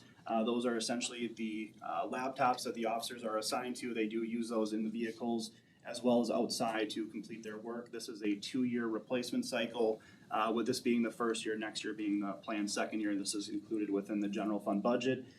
This does include adding back in some in-state staff training into the budget. That was one of the items that was cut last year, so we're still not looking at attending those national or international type conferences across the country, but this would be more of our state-based training opportunities to make sure that we're staying up with best practices and allowing our staff to network with their peers. It does include a COLA, cost of living adjustment and merit increase for our non-union staff. Of course, our union staff, they receive their adjustments through the negotiated collective bargaining agreements that are approved. I would highlight our non-union staff at this time, numbers 33 of our 94 employees, so that's 35% of our full-time staff are those that are not covered by a collective bargaining agreement at this time. As Councilmember Stones discussed in the IMU update, this does remove credit card fees. We were able to address that on the general fund with some changes, and we'll solidify that in our fee schedule that we'll discuss at the next council meeting. And then we did partner closely and appreciate the collaboration with IMU to address that on the utility services side, which Councilmember Stones did mention here recently. We also include funding here for an updated compensation and benefit study. This is a priority that was identified by the council in the goal setting session. So we did identify an opportunity to include that opportunity within the upcoming fiscal year budget. Next slide. A couple of other budget highlights. So it does include funds for parking lot resurfacing projects at the fire department, as well as the lease lot, which is the Trinity Presbyterian New Heights Church. We've been able to use that lot for many years, I think dating back to the 70s, and it is in need of some repair. It does include funding for a Highway 65-69 expansion study, laying the groundwork to add that fifth lane, that turn lane from Burger King or Girard down to Highway 92. It does include replacing some streetlights that IMU made us aware are in need of replacement primarily for safety reasons. It does include engineering services for Iowa Avenue, stormwater and sewer lines, so that will be a good project. We would plan on doing the design work this year and then constructing in the following year. It does include funds for some sewer main linings, road and stormwater maintenance, and then investment into IWC for capital and weight cardio replacement equipment. As a reminder, our budget serves as a policy tool, operations guide, financial plan, and communications device. I always like to highlight this in our budget presentations because I think folks think that the budget is just a bunch of numbers, but those numbers have a lot of meaning because ultimately for us as a community, this shapes our priorities, it shapes what we're able to accomplish, and it signifies to the public and the community where our priorities and where we're going to focus our efforts for the upcoming year. And from a communication side, it gives us the opportunity to inform those things as where our budget dollars are allocated to. As we put together this budget, we always continue to keep the City Council strategic areas in mind of welcoming hometown, thriving economic hub of economic development and innovation, resource optimization, and then protection and promotion of public health and safety. Your total budget comparison in FY27, our revenues and our expenses have increased overall, and this is primarily driven by the borrowing for vehicles, equipment, and capital improvements. So the only difference in this slide from the first round is just including the revenues to support those vehicle replacements as well as the expenses that will be associated therewith. Major fund comparison from one year to the next. So we'll kind of take these in order. The chart compares the revenue of major funds from fiscal year 26 to 27. The general fund is made up of a large amount of our personnel expenses. It includes administration, internal services, community development, fire, police, library, parks, recreation, so on and so forth. This fund is showing a 5% increase in revenues due mainly to property tax revenue. As we'll talk a little bit more, we've seen the valuations are the primary driver of some of those increased revenues. The proprietary revenues have increased 16%. This includes the sewer, IWC, recycling, and stormwater. This increase is due to bond for capital improvements at the IWC. And then special revenue includes the local option sales tax, the trust and agency, which is the employee benefits, tax increment financing, and the street department or road use tax. The Iowa Department of Revenue has estimated a 2.1% decrease in the local option sales tax revenue. And that is reflected within the FY27 estimates for special revenues. The special revenue funds as a whole are showing a 7% increase in revenue. This is driven by the road use tax fund getting the employee benefit levy. So as we wanted to maximize the amount of road use tax funds available for projects and engineering and design and such, we're levying for their benefits through the employee benefit levy.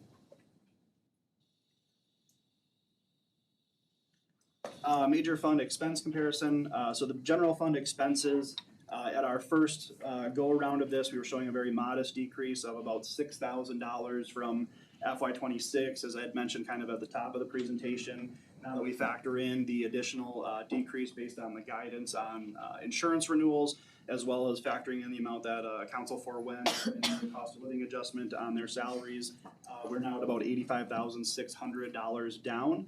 Still a modest decrease overall, but still down in our general fund spending year over year. The business fund expense has increased due to the IWC capital projects, and then the special revenue expense have increased due to the employee benefits costs. Next slide. So the general fund is our primary operating fund for the city. Ultimately, this is what really makes the city go on a day-by-day basis. As council, and I'm sure members of the public will know, this is the fund where we've seen a significant utilization of reserves over the last couple of years, 830,000 FY25, estimated 845,000 in this year. What we are proposing for FY27 would be the utilization of $22,000 just over in reserves, and those would go towards one-time expenses. So ultimately, looking at a balanced general fund budget with limited use of reserves at about $14.3 million in total. Next slide, please. And as we talk about utilizing that $22,000 for non-reoccurring expenses, we look at the general fund budget as a whole, and we've identified about $112,500 of non-reoccurring expenses. You can see those listed there in the presentation. To kind of break this down, what this means is that we're using about $90,000 of ongoing revenues to support one-time expenses. Ultimately, as those one-time expenses drop off in future years, this will be ongoing revenues that we have to continue to utilize the balance of general fund, and ultimately, depending on where legislation goes and what kind of rules we're looking at playing at, hopefully provide us some cushion in the future to continue to see us moving in a positive direction. Next slide. Overall, general fund revenues are increasing by about 5%. As I'd previously mentioned, this is really tied to the increasing valuations in the property tax formula. Next slide. And then here we show again our general fund expenses decreasing about 85,600 year over year. Approximately 76% of our general fund expenses are personnel related, whether that be salaries, taxes, retirement, employee benefits, protective clothing. The remaining 24% of our general fund expenses does go to property insurance, legal services, supplies, vehicles, fuel equipment, technology, miscellaneous contracts like mowing, body cameras, ambulance billing, things of that nature.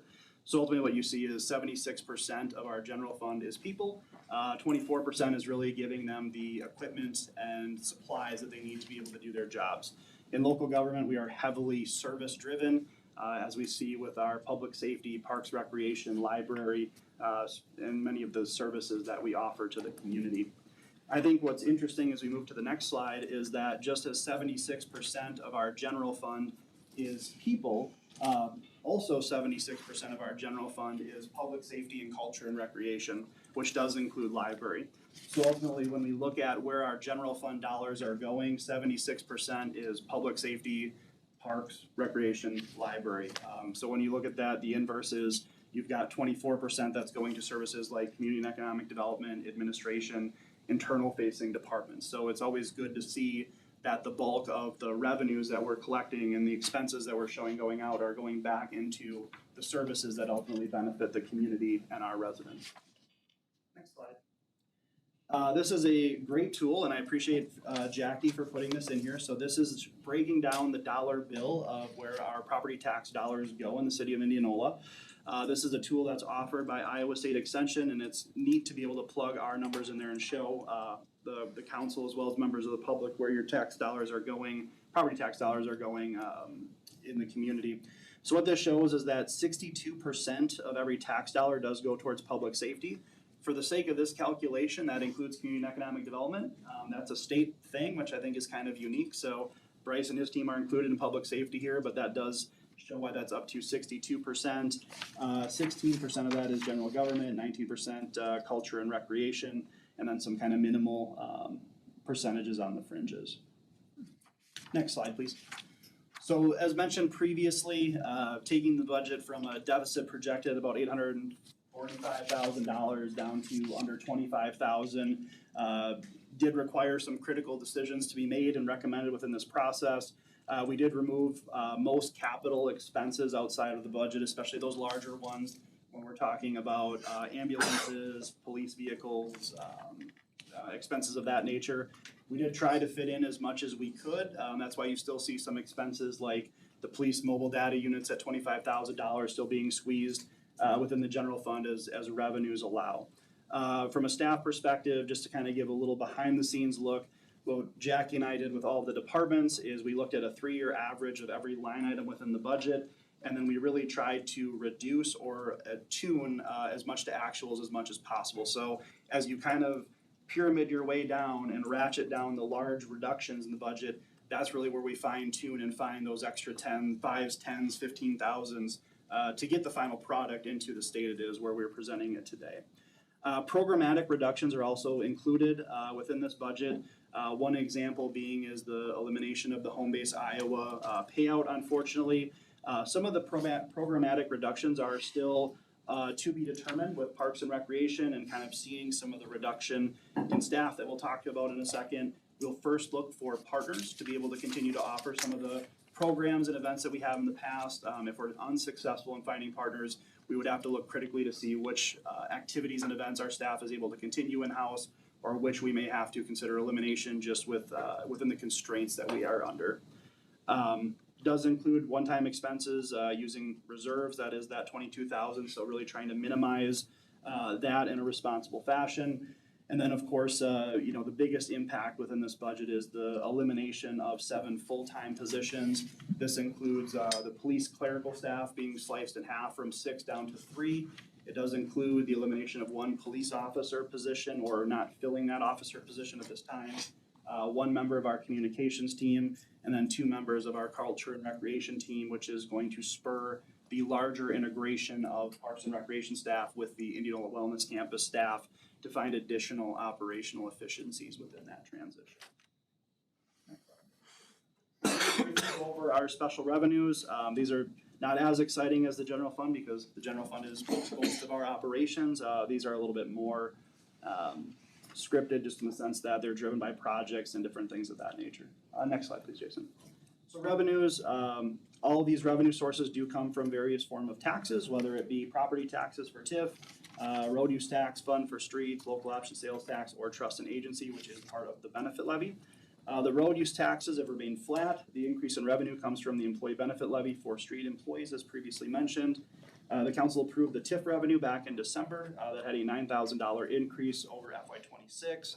Lost as a projected decrease in revenue per that 2.1% previously mentioned.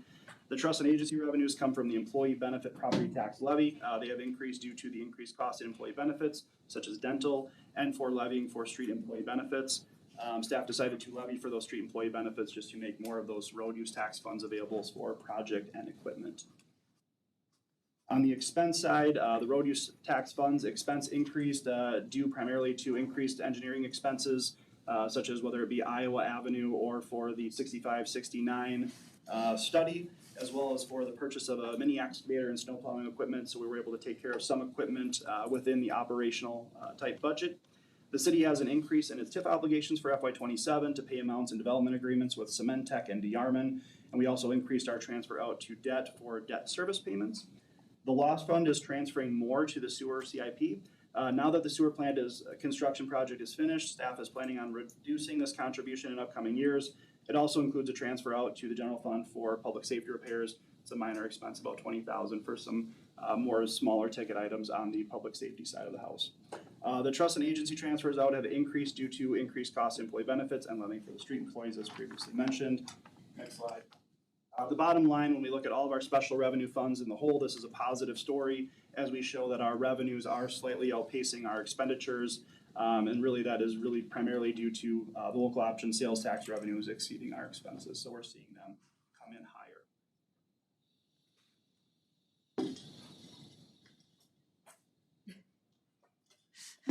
We're talking. We're getting there. All right, next slide, please, Jason. So this will look at our proprietary funds. So these are our sewer, things of that nature. So as you can see on this slide, our sewer operating revenues come from a transfer from the sewer capital fund. The sewer capital reserves have been under 20%. The goal this year is to increase that reserve amount and write a new sewer reserve policy based on our financial advisor's recommendation to set that reserve minimum at 25%, which is in line with what we set our general fund at. Ultimately, we want to be responsible, have our rainy day funds in a good position so that if anything unexpected were to occur, we are not scrambling in the case of emergency. We will also be recommending a sewer rate increase to match inflation. That will come before council at the next meeting. Recycling revenue comes from our ratepayers. The rates increase to cover our costs for recycling fees and waste management. Stormwater rates have remained flat. The revenue is flat from FY26. We're not proposing an increase at this time, but we will be rolling out an updated stormwater master plan in conjunction or in partnership with Snyder, and that will include some rate considerations based on the projects that are anticipated in the community over the next upcoming period, which I believe is 10 years. Staff has gained a better understanding of the IWC revenues after operating the facility for almost 3 years. Although the revenue projection has decreased from FY26, we'll see on the next slide that expenses are also decreasing. So as we hone in the expected revenues that we can expect from IWC, we're trying to right-size our expenses to match those revenues. The IWC capital sees a significant increase due to the borrowing. The collection of capital equipment improvement from fee from members will also help with some of these items, and transferring in the hotel motel tax from the IWC operating fund. And on the expense side, sewer has completed the sludge hauling from the old plant, so that large expense has been removed for this upcoming year's budget. The sewer capital will not need to transfer out as much to the sewer operating reserve fund or sewer operating fund this year, so those expenses have decreased. Recycling expenses have increased due to our contracted rates. The stormwater has fewer capital projects planned for this upcoming year, and then the IWC has decreased expenses in line with the revenues. We're also planning some capital projects for FY27 to replace aging weight and cardio equipment. I believe that's about $55,000 or so that we're budgeting in this upcoming year. Next slide. And then again, another positive story in all of our proprietary funds, we're showing that our revenues coming in are outpacing our expenditures. The primary difference here is that we're going to be utilizing some of those excess revenues to bolster the reserve in our sewer fund so that we're able to meet at least a 25% reserve target.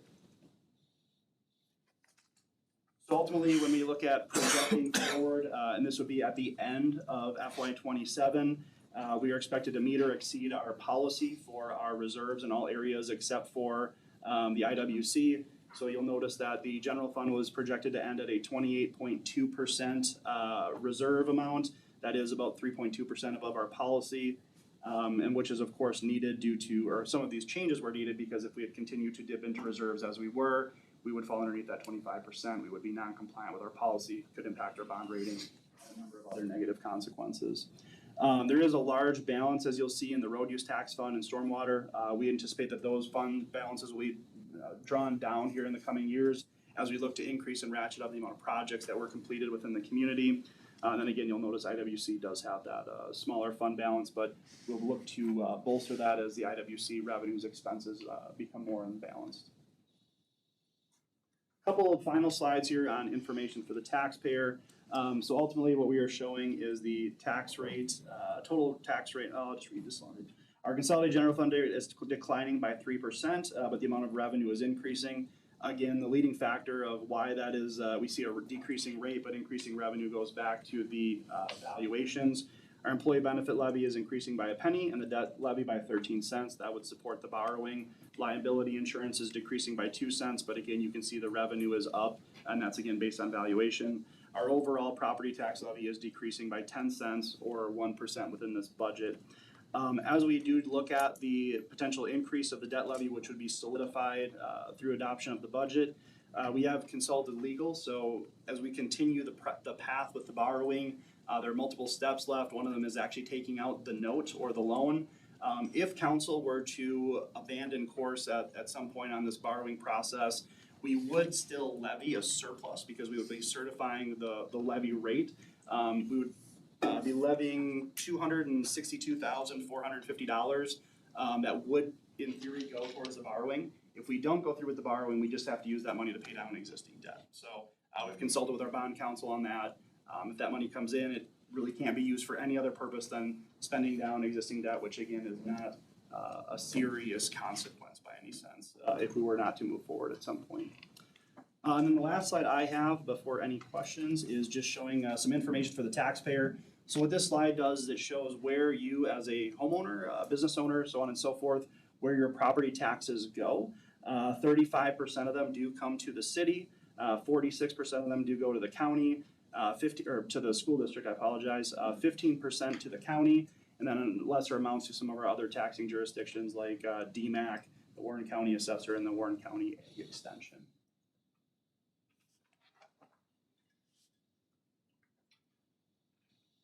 Taking a drink, or is that it? That is it. Both, thank you, yes.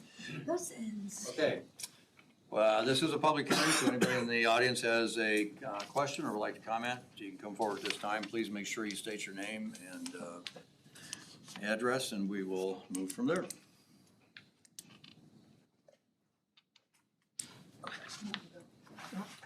You want me to go first? Good evening, Jamie Hanson, 1004 Somerset Place.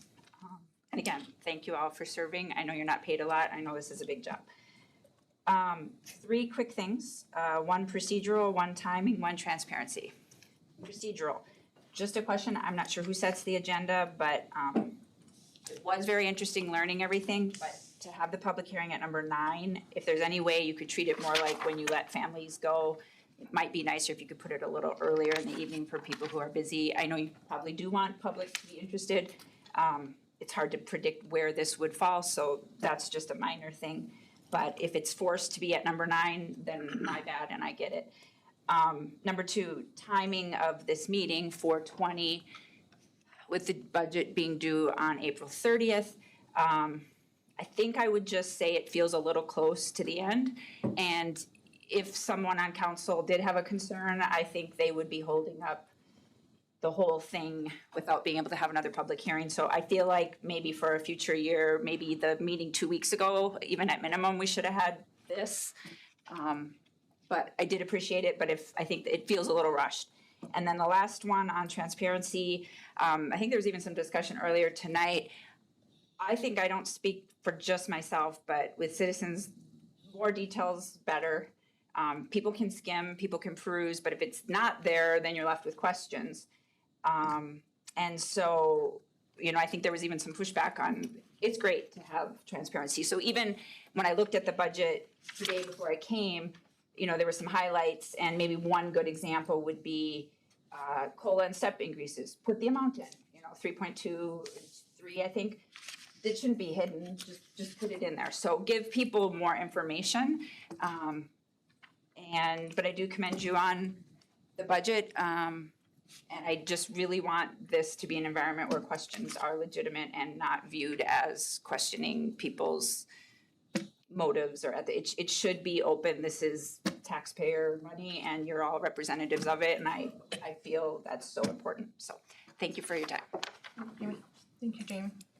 To your point about procedural, just to be honest with you, there are people that don't get off work till later in the day, and so by having it a little bit later in the meeting and down the order a little bit too, it gives people that would wish maybe to be here because they work and later, they maybe not get off work till 5 or 5:30 or 6 o'clock, and gives them the opportunity to be here for those kinds of meetings. And so that is a procedural issue that is in the back of my mind a little bit sometimes as we move through this. So from that perspective, yes, I just wanted to clarify that. Anybody else wish to speak? Thank you.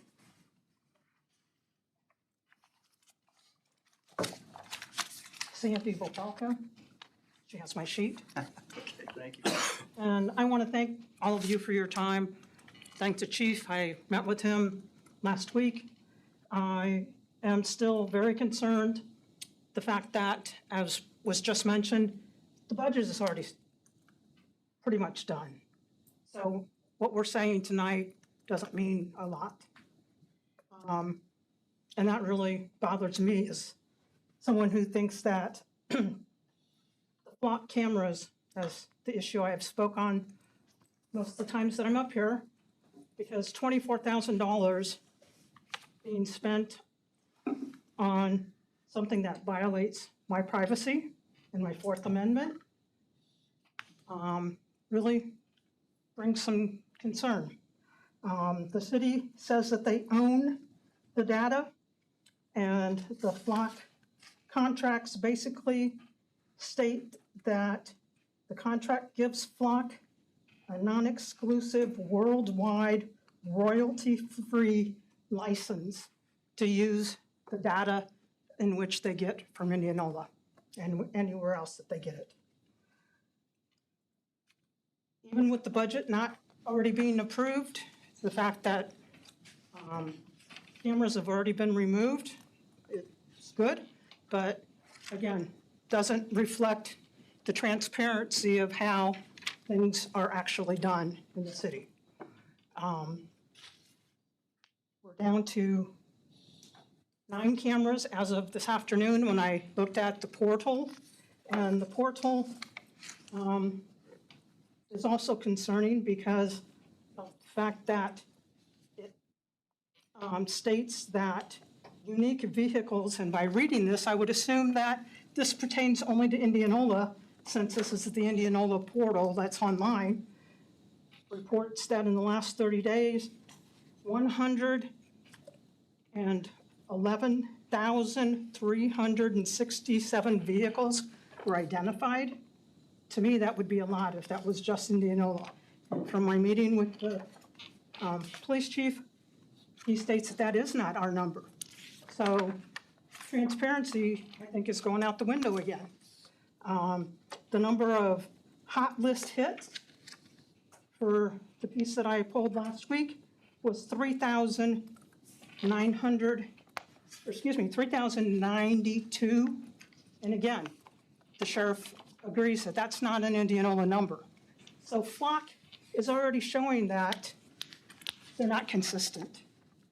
They're showing that even though we have cut who has access to our portal from what was 6 pages with a 1/2-inch border in November of who had access to our data, if they once had access from things that I've learned from Flock, they still have access, even though our list is just based now for Iowa police and sheriff's departments. So I have huge concerns when we're eliminating 12 part-time staffers at the wellness campus, and we're spending $24,000 on cameras that are pretty much keeping track of how people are traveling and different things that they're doing. I just really ask, and this is my bottom line, is that the cameras, the flock cameras in Indianola be defunded and the money be used for our staff and employees. I thank you again for your time. And like I said, I don't think that this is going to change anything, but something to think about. Thank you. Thank you, Sandy. Appreciate your comments. Okay. Anybody else in the community have any public comments you wish to bring forth? Sandy, I would ask that maybe you keep talking with the chief about their policies and how they work things. I think that conversation is worth time and effort. He and I have had that. What's that? He and I have had about the policies here in Indianola, but that doesn't mean that means that we don't know of the names that are still on the portal, what their policies are. Well, after 30 days, it's my understanding that those are taken out of the system. Well, again, flock is worldwide, and the fact of that data disappearing in 30 days, in my opinion, all you have to do is take a picture of various things. All you have to do is do a screenshot. I mean, stuff that's on the internet or in the cloud, basically it never goes away. It's going to be there somewhere. So, and like I said, the sheriff and I spent a good hour and discussed many of these things, and he agreed. We don't know what Des Moines does with the information. And, also stated that if somebody in Illinois had a valid reason to say somebody may have come through Indianola sharing that information with somebody who's not on our list of who can access our data. So I was with a police officer, in fact, Lieutenant Ty was here tonight, and I was with him on a ride-along, and we had a hit from a flock camera come through on his system. The process that the department uses then is to call that in to dispatch, and they do a regular series of checks, and they go through all the background, whether it's, Chief, you can correct me if I'm wrong here, but basically what they do is they go through and see if there's any warrants, if there's any other kinds of things out there that is on the system. And in this particular case, there was nothing on this particular hit, quote unquote. And what happened then is that it wasn't a valid hit. It didn't give the authority of the police department to authorize the stop of that vehicle because there was nothing in the system that would indicate that that person had committed any kind of a crime or had any kind of outstanding warrants or anything along that line. So that's the process that the department follows whenever they do get a hit. And then that information, what I was told by Lieutenant Sparks and also by the chief, is that information on that particular license plate stays in the system for 30 days, but the only people that have access to that are our officers. Whether or not they share that with somebody else is another issue. On the portal, it actually says once stuff is researched that it's kept indefinitely under access policy. But if it's researched only, but in this case it's not researched, it was just a question of whether or not that car had any outstanding information on it. So that's a different situation. I don't think we need to debate the policy here. I just want to make sure that I'm sorry. I do think that Indianola attempts to follow their policy. I think they do follow their policy. I don't think it's an attempt. I think they do follow their policy. From what I could see when I was with Officer Mayor, Sparks. I don't mean to interrupt, but we have comment from legal counsel. I would just note that this is a public hearing on the budget, and it seems like we're veering off into something that is not budget, so I'm just gonna bring us back at 7:45, and maybe we need to stay on what our public. It was just the $24,000 I would Gotcha. ask that it. That's where you are, that's right. And Thank that's you, Funded. my fault, I got us into that spot. Sorry. Thank you. No, you're good, thank you. All right, so any other comments? Hearing none, I'd close the public hearing with a motion and a second. A motion and a second. Clerk call the roll, please. Councilmember Armstrong. Aye. Dolby. Aye. Ray. Aye. Lane. Aye. Stones. Aye. Davis. Motion carries 6-0. We're out of the public hearing. I would take a motion and a second to approve the fiscal year 27 budget. We'll have discussion after the motion and second. Second. Have a motion and a second. A motion by Councilmember Sones, I believe, and the second was by Councilmember Ray. Clerk, call the roll, please. Oh, you. Discussion. Discussion. Discussion. Correct. Thank you. Get in a locked system here.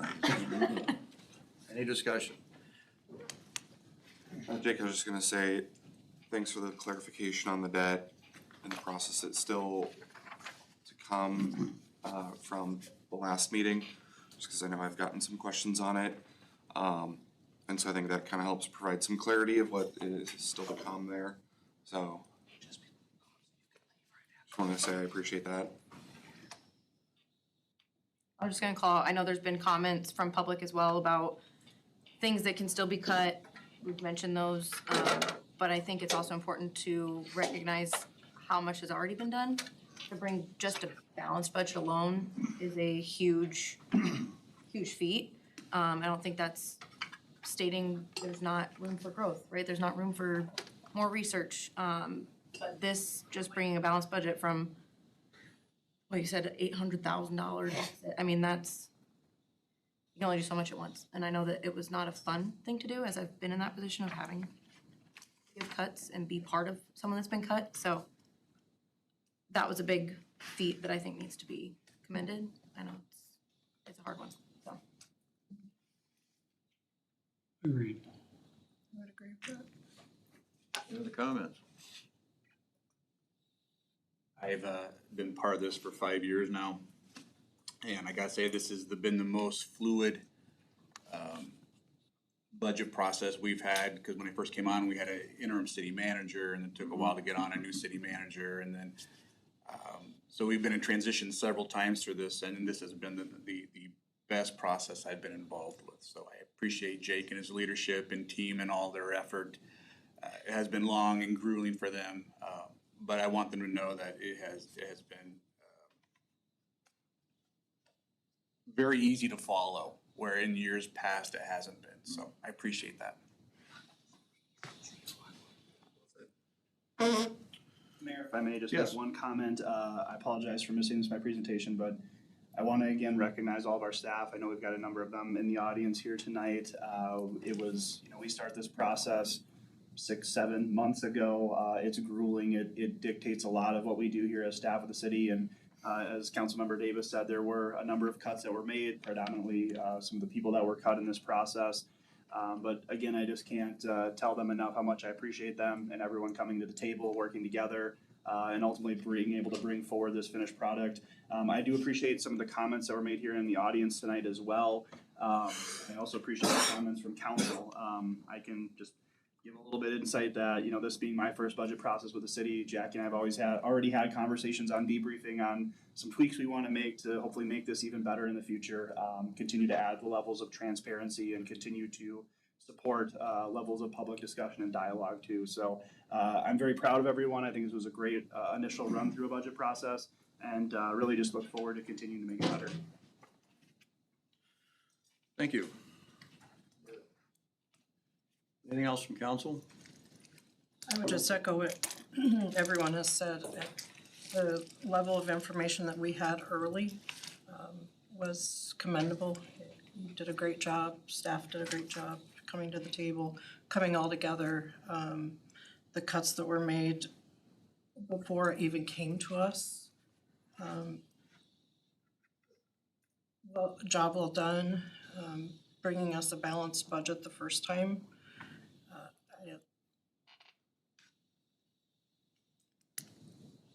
I guess I didn't think we would get there so early, so hats off to all of you.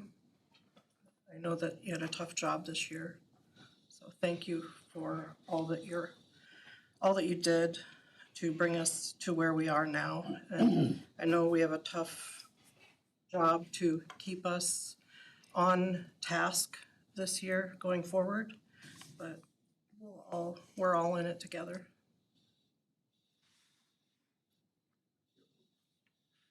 One last comment I'll make, if, in the mayor's memo this time, I did outline, and there's some back in the room out there, how to figure your own personal property taxes. If you want to take a picture of what's behind Chief Hawkins over there, you're welcome to do that and figure out how to get your own property taxes figured out on a city. That's only city, doesn't include anybody else, but that's only city.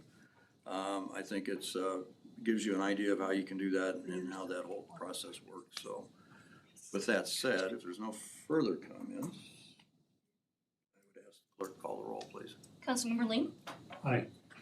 Reed, Aye. Dovey, Aye. Armstrong, Aye. Davis. Aye. Sims. Aye.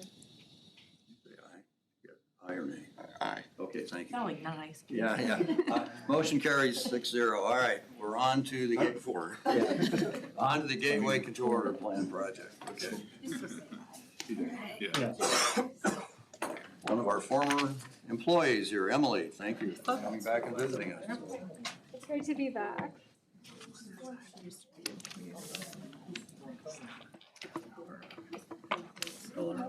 Yeah. Well, was I mistaken? I didn't hear it. I heard that. Okay. Let's talk about Bill Nye the Science Guy. Well, that's. We know that's true. Whenever you're ready. Okay. Oh. I was wondering why I was.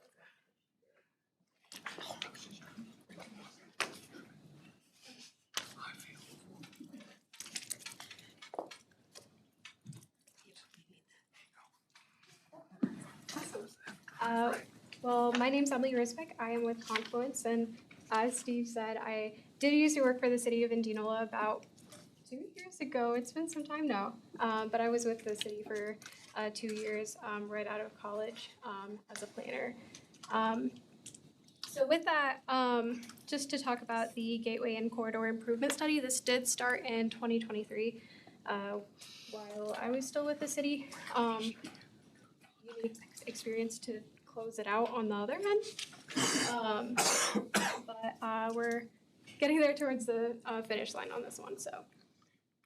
So I will talk about the project scope and the intent of this project, as well as a plan overview and some recommendations that arose out of the study. And then at the end, some questions and comments, and then some things just brought over from the Planning and Zoning Commission meeting that they had questions on that we just wanted to clarify on. So starting with the project scope and intent, there is 5 phases that was part of this project. So phase 1 and phase 2 included a lot of the data collection and analysis portion. So reviewing all of the gateways, entrances into the community, but then also the traffic component that was a part of this plan. So doing reviewing opportunities to reduce potential crashes along the corridor and those items. Phase 3 is vision, input, and direction. And so this included a project website where members of the community could interact with the plan, as well as stakeholder interviews. So we did interview community members as part of this process regarding the corridors and the gateways. And then phase 4 is where we went into the draft report, so putting together the contents of the plan. And then phase 5 is where we're at now, taking it to planning and zoning, and then now here with city. So to go over the project intent, The goal of the study was to examine two main corridors, so US Highway 65, 69, or Jefferson Highway, and then Highway 92, 2nd Avenue. And it includes those two elements that I had mentioned. So identifying sign locations as well as beautification elements for those entrances into the community, as well as identifying safety improvement opportunities along the corridor. As part of the plan, we did loop in some of those components from previous planning documents. So the wayfinding plan, downtown assessment, city square master plan, Elevate Indianola comprehensive plan, destination Indianola vision plan, and then lastly, the North Arts River and Culture plan. You will see some of those recommendations be brought forward as the recommendations of this plan, especially with the Elevate Indianola comprehensive plan when it comes to the branding elements. For the intended use of the plan, we do want this plan to help with decision-making processes, so when we're implementing policies as it relates to the community entrances, as well as informing capital improvement planning or strategic planning, also to aid in grant funding applications as well as it relates to the corridor and gateways. The plan does also include an existing conditions analysis, so reviewing the existing features along each of the gateway locations that would impact the siting of future gateway signs. As part of this too, we do have projections for future service. So going into 2050, and we'll talk about this at the end, but the future service of the roadway capacity. So if we're seeing that those roads may have more congestion into the future, what road segments those are. So going into the plan overview, there are 4 gateway entrances that are identified as part of the plan. Being the obvious ones, the north, the east, south, and west gateways. But we do number them within the plan, so your north one will be number 1, east 2, south 3rd, and then the west one will be the 4th gateway entrance, and we use that numbering system throughout the plan and the recommendations when we're referring to each of them. So starting with the first gateway, this is the most improved gateway of the 4 of them. It does have existing signage currently. Then it also has that landscape median today. It is also the highest trafficked of the 4 too, with an average annual daily traffic of 20,000 or more as of 2023. We are, as part of the plan, recommending that the signage be relocated and reconfigured to help with visibility of the sign, just with its current positioning with the dense tree canopy, with how that area slopes. Just moving that further north to help have like a signage that is more visible to people that are coming into Indianola. Gateway 2 is on the east side of Indianola, along Highway 92. This one has the 3rd highest amount of daily traffic at 5,900 vehicles, with an increased count during the National Balloon Classic. Right now, there is no current signage, nor improvements, no medians, no street trees around this area. The 3rd gateway is on the south side of Indianola. This has the lowest amount of vehicles on the average daily, with no current signage nor improvements. The one thing to note with this area, and as you'll see in the existing conditions, is that there are topographical conditions that do impact the siting of signage within this area, that due to the floodplain as well as slope, that will have some considerations on how that sign is built, whether it needs to be elevated out of floodplain or just relocating further south so that way it maintains visibility and lower maintenance costs. And then the 4th and last gateway is that one on the west side. So your entrance as people are coming off of I-35 into the community. This being the 2nd highest trafficked at 8,700 vehicles, but no current signage nor improvements to date. As part of the plan, there is Appendix A, which has an inventory and analysis of all the existing facilities, but then it also has recommendations for all of the corridors, so Highway 92 and Highway 65, 69. It does a analysis of the current conditions, but then also that's where the future service projections can also be found into 2050 on the level of service that those roadway capacities are giving.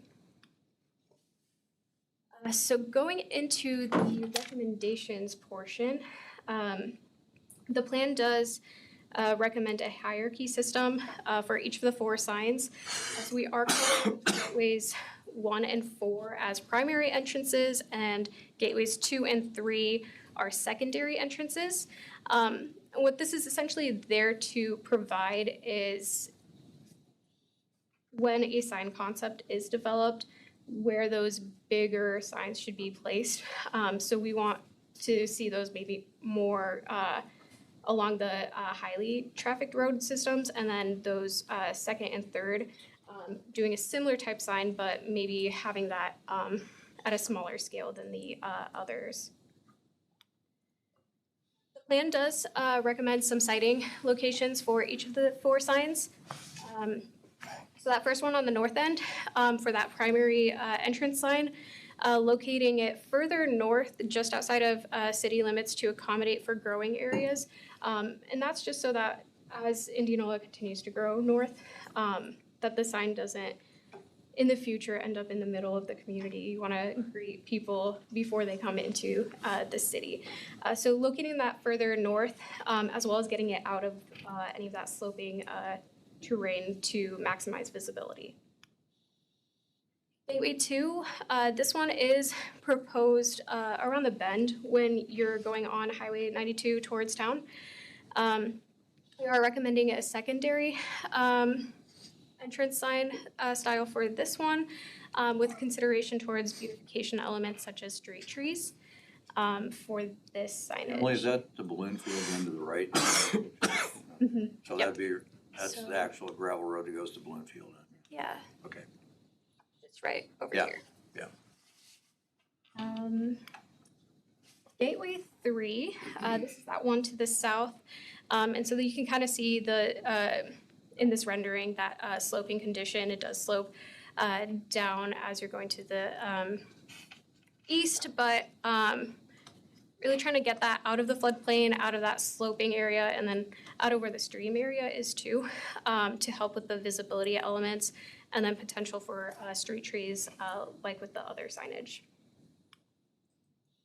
And then that last sign on the west entrance, slating that one as a primary entrance sign. This is the corner of, this would be 63. This would be South Y Street. Oh, Yeah. that's South Y Street, okay. Catholic And then- Church, right? Yeah. So just right outside of city limits. And then this is showing Highway 92. It'd be R63, not South Y. R63, yeah. By the Catholic Church, you're saying? Seems like it. I think it's just west of the church. Okay, that's fine. But we know where you are then. R57. I don't know that far. Yeah, I see where it is. Bingo. If you're going west.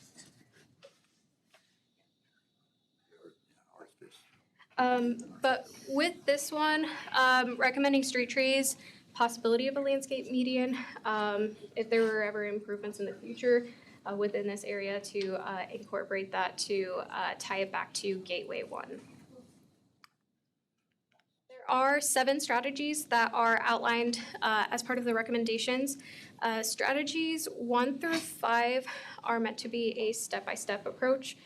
So you'd complete the first one and then go on to the next from there. With strategies 6 and 7 being isolated out from those, so those can occur at any point. We'll get into each of those 7 recommendations. So that first strategy of the 5 that are meant to be a step-by-step approach is to develop a brand and update the logo for the city. This is something that was pulled out of the Elevate Indianola comprehensive plan, and this is also why you don't see any logos or branding systems as part of the gateway signage for any of these concepts, because we're being mindful that the city may change or update that logo. And this is also kind of parallel to all of the other organizations within the community that have been also updating their branding efforts within the community. So first step here would be to develop and update that branding in the city logo, and then take that logo and branding style to develop a final signage package based on that branding style. We do pull in some case studies from other communities to kind of showcase how they had gone through that process, but with that example being City of Urbandale, where they had updated their logo systems, and then that helped inform their signage package. You can also see here too, they have like the hierarchy system of one larger entrance sign with the secondary signs on the right. The third strategy is to apply for available grant funding opportunities to help fund the signage. With the case study here being the porch swings and fireflies installation for Bondurant. So what they had done to do their installation of signage along the highway as you're going north towards Bondurant is leverage multiple different grant funding opportunities.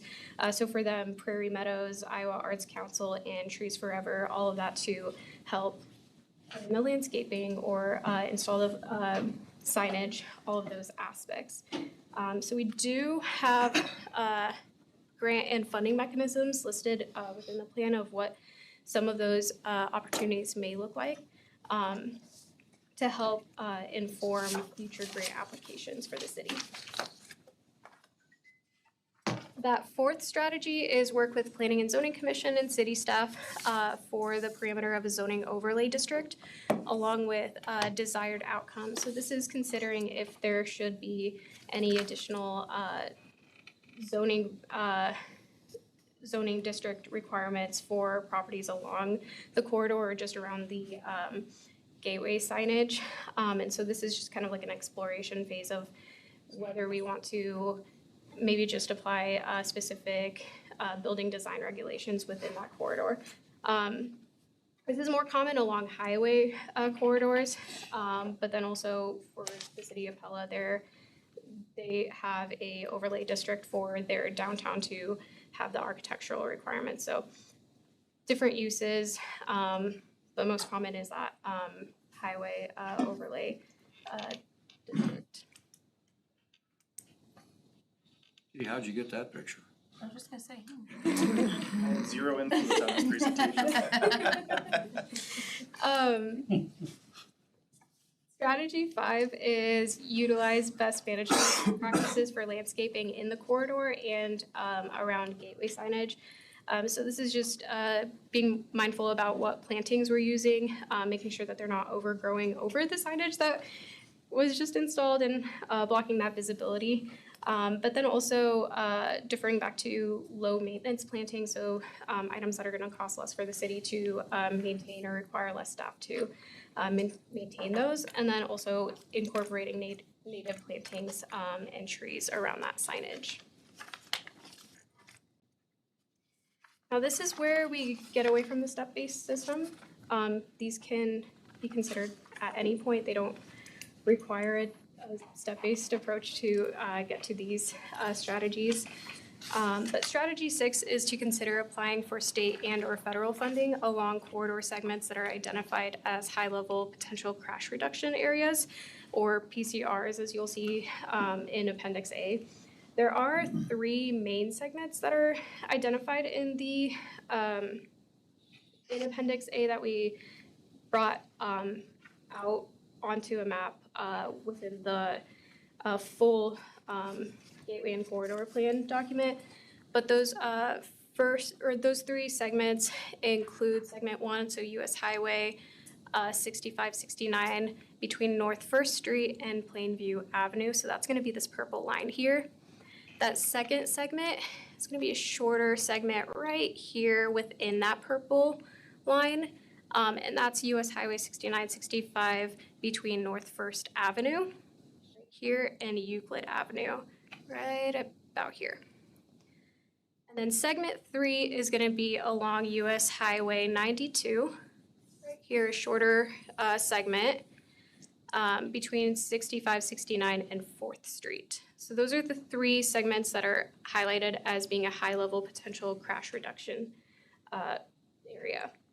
What that essentially means is if there were interventions by the city or state within these areas, that it has a high level of reducing those crashes within those segments.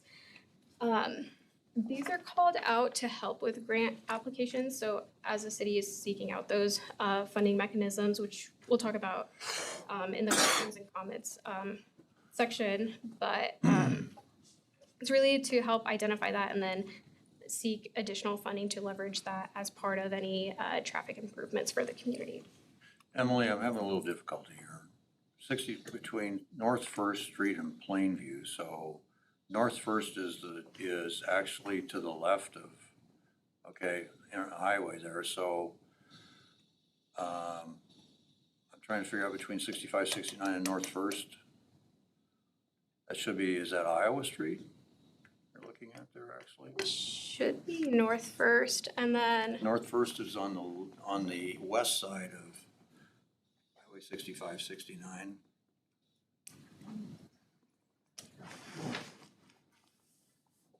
That's why I'm confused. There's north and south. Yeah, North First runs north and south. we'll check that. I know that it should be,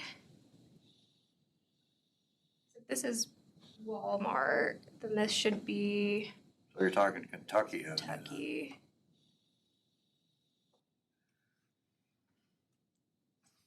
Let me look into that and just make sure that we have Because that. I'm having a little difficulty following you where you went. I get Highway 92 and 4th Street, that'd be 4 blocks south of Highway 90, or actually 2 blocks south of Highway 92. Plainview is the street down by the cemetery. Yeah, let me just double check our maps and just make sure that those are accurate on what we're calling out. Okay, that's fine.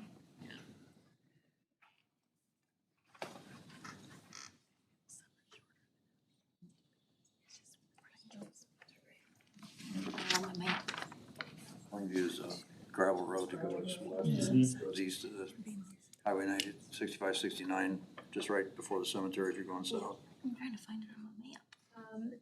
That seventh strategy is implementing safety enhancements, including leading pedestrian intervals. Leading pedestrian intervals, LPIs, those give additional time to people crossing the street. So before someone can make a left turn at a light, they're given more time to cross the street, so they're visible to drivers that are turning left. So this is something also that's highlighted in Appendix A, just to help increase that visibility, reduce conflicts between pedestrians and vehicles, and then increase the likelihood of motorists yielding to pedestrians. So this is something you'll find in Appendix A that was pulled out for the Gateway and Corridor Improvement Study portion. So with that, for questions and comments, I will pull some of the questions that we had from Planning and Zoning Commission first, and then we can kind of go into the further questions after that. But one of the questions that we had from Planning and Zoning was just in relation to the high-level potential crash reduction segments that are identified in that appendix, with the question about like how these can be pulled forward for grant funding mechanisms. So we do list out some of those programs that would be eligible, so Safe Streets and Roads for All, SS4A, Highway Safety Improvement Program, and then Transportation Alternative Programs. But these might change as new programs are being offered by the state or federal government. There are also, looking at the Appendix A, there are intersections that are also identified as high-level PCR segments or intersections. So that first one being where Hy-Vee and Executive Laser is just right here. That intersection, there is considered one of the high-level PCR segments, so that could be eligible for funding opportunities to provide funding or provide safety improvements at that intersection. There was also a question on Iowa 92 and 12th Street.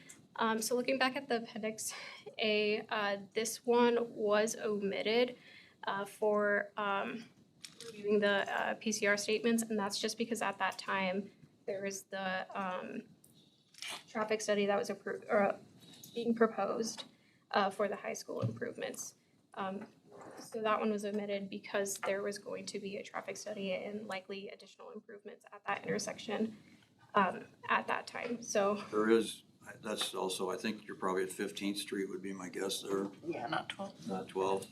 So you'll have to get that checked out as well.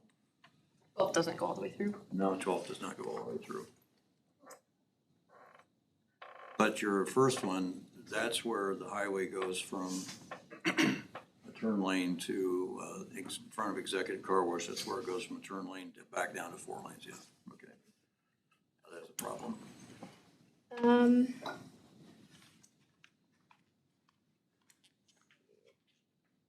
There are also recommendations as it relates to the pedestrian crossings within Indianola.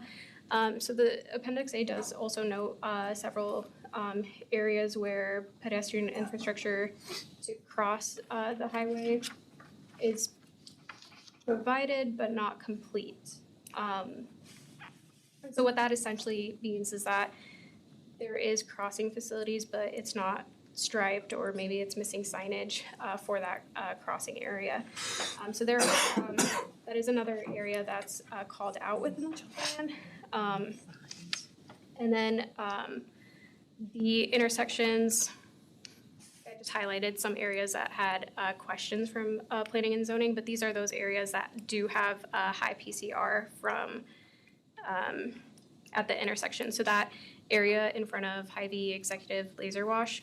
But then that second one is that entrance off of South 9th Street.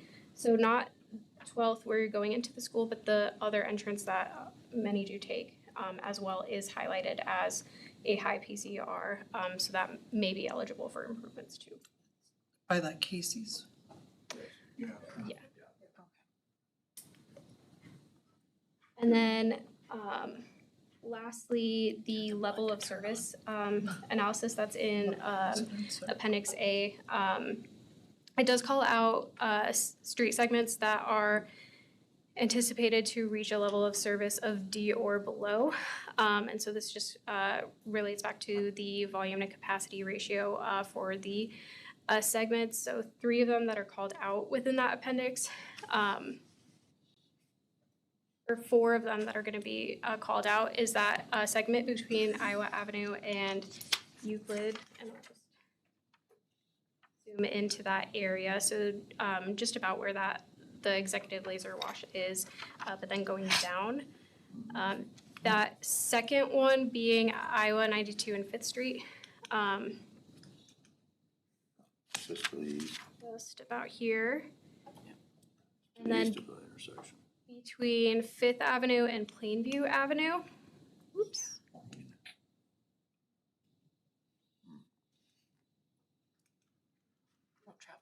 Here. And then lastly, south of Plainview Avenue. So everything going south, anticipating that the level of service would be D or below for those areas.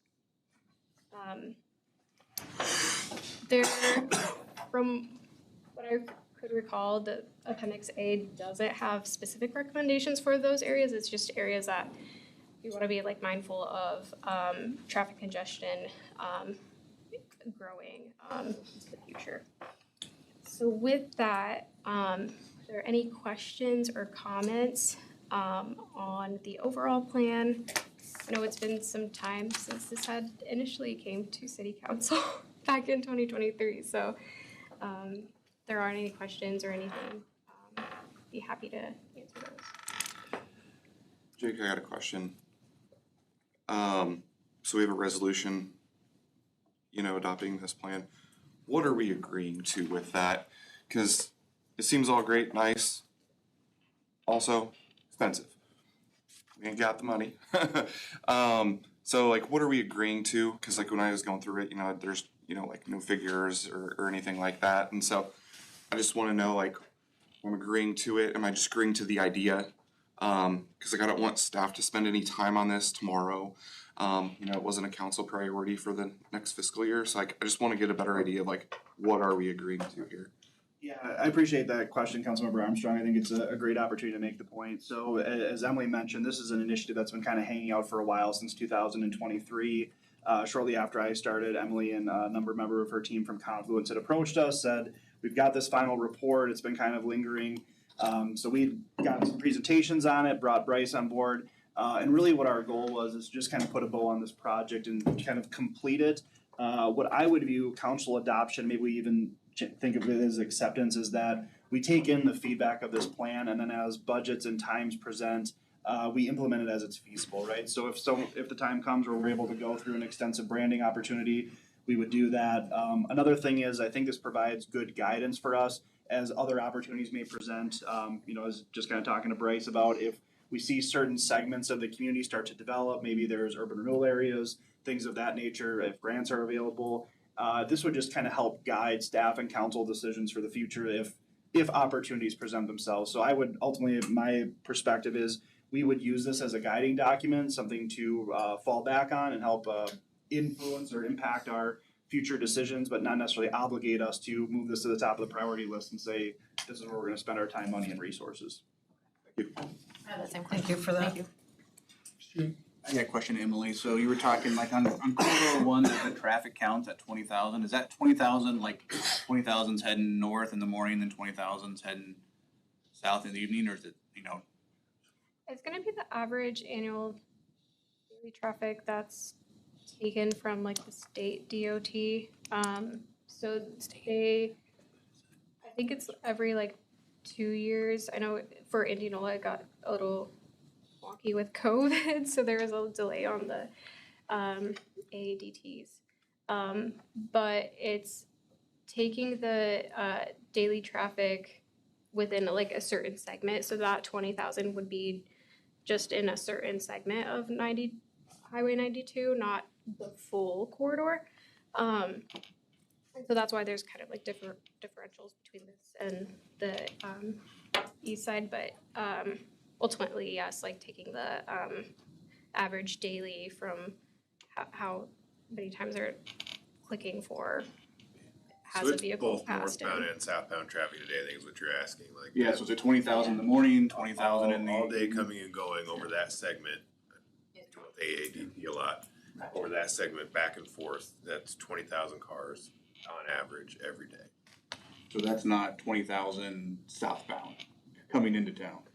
You could say you've got 10 going north and 10 going south, yeah. but that would be. Yeah, okay, all right. And there's further differentials between of like, so if it's like a regular like passenger vehicle and if it's like a truck, so they do count that too on the state's mapping system for these. Thank you. And this could be used, Jake, correct me if I'm wrong, but as we look at opportunities for funding of that turn lane from Girard to 92, this could be used as some kind of a guiding as well on how we, maybe pedestrian lines or whatever the case would be in those cases. That, and as Emily mentioned, it's another supporting document if we were writing grant applications supporting us. Okay. Only thing I would ask is that you check into those street names and update that. That's the only thing I would ask for. And I can add more street names to the maps too. Okay. There's a lot on there too, so I can go back and do that. Can we get Appendix A so that we can see the detail that this is referring to? Sorry, what? Appendix A, Is it attached? or was it attached? I didn't see it either. I do have. I don't see Appendix A. Why don't you go ahead and just send it, make sure it gets sent. if we can. Presentation. Yeah. Yeah. Okay. But this is Appendix A, so it includes all the traffic-related components for the safety. Apologies that it's not on the agenda, but we can get that sent off. Yeah, just send it to Jake and he can distribute it. Thank you. Any other questions for Emily? Otherwise, we'll move on to the resolution. Okay with that? Okay, thank you, Emily. Yeah, thank you. I take a motion in a second to adopt the Gateway Plan as a, this is for something to consider and grant writing and other items that Jake mentioned, so. Moved. Got a motion and a second. I commend, Councilmember Sones moved and second by Davis. Clerk, call the roll, please. Councilmember Lee? Aye. Reed? Aye. Dalby? Aye. Armstrong? Aye. Davis? Aye. Stones? Aye. Motion carries 6-0. We are on to discussion and direction regarding the sidewalk inspection and repair program. I guess that might be Snyder and Associates. That's Mr. Jake. Okay. I'll kick us off and then, probably with some assistance from Dave and maybe Allison along the way. This one's a team effort. Before you tonight, staff is bringing forward a sidewalk inspection and repair program policy and proposal to reinstate a lapsed program. This does support a portion of a city council goal, which is an inspection program as well as an infill program. So it represents half of that. The city's sidewalks continue to age and require routine inspection and repair to ensure safe conditions.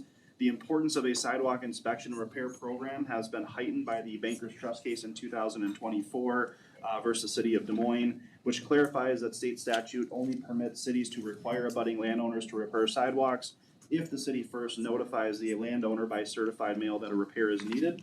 City code provides definition for a defective sidewalk, so it articulates some of the things that would be present in the condition of the sidewalk for it to be deemed effective. The proposed policy provides that there would be an inspection of a portion of the city's sidewalk broken down by these 6 plow roads that we utilize. In practicality, this would ensure that all city sidewalks are inspected and there is an opportunity for repair on a 6-year rotation. Deficient sidewalk would be marked with pink paint.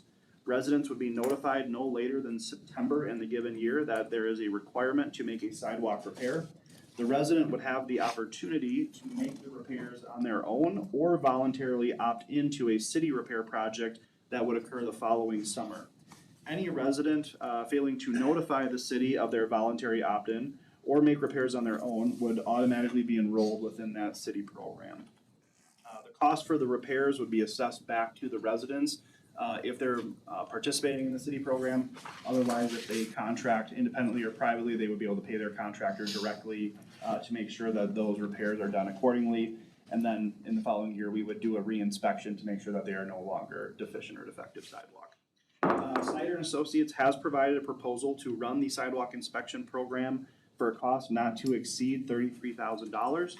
This would include a public engagement component, setup of a GIS system to record inspection findings, and then perform the actual inspections where they would be going around, marking the sidewalks, and giving our staff the addresses and such to mail the letters and notify the residents. We do bring forward this proposal and recommend partnering with Snyder in this first year to have additional support in relaunching this program.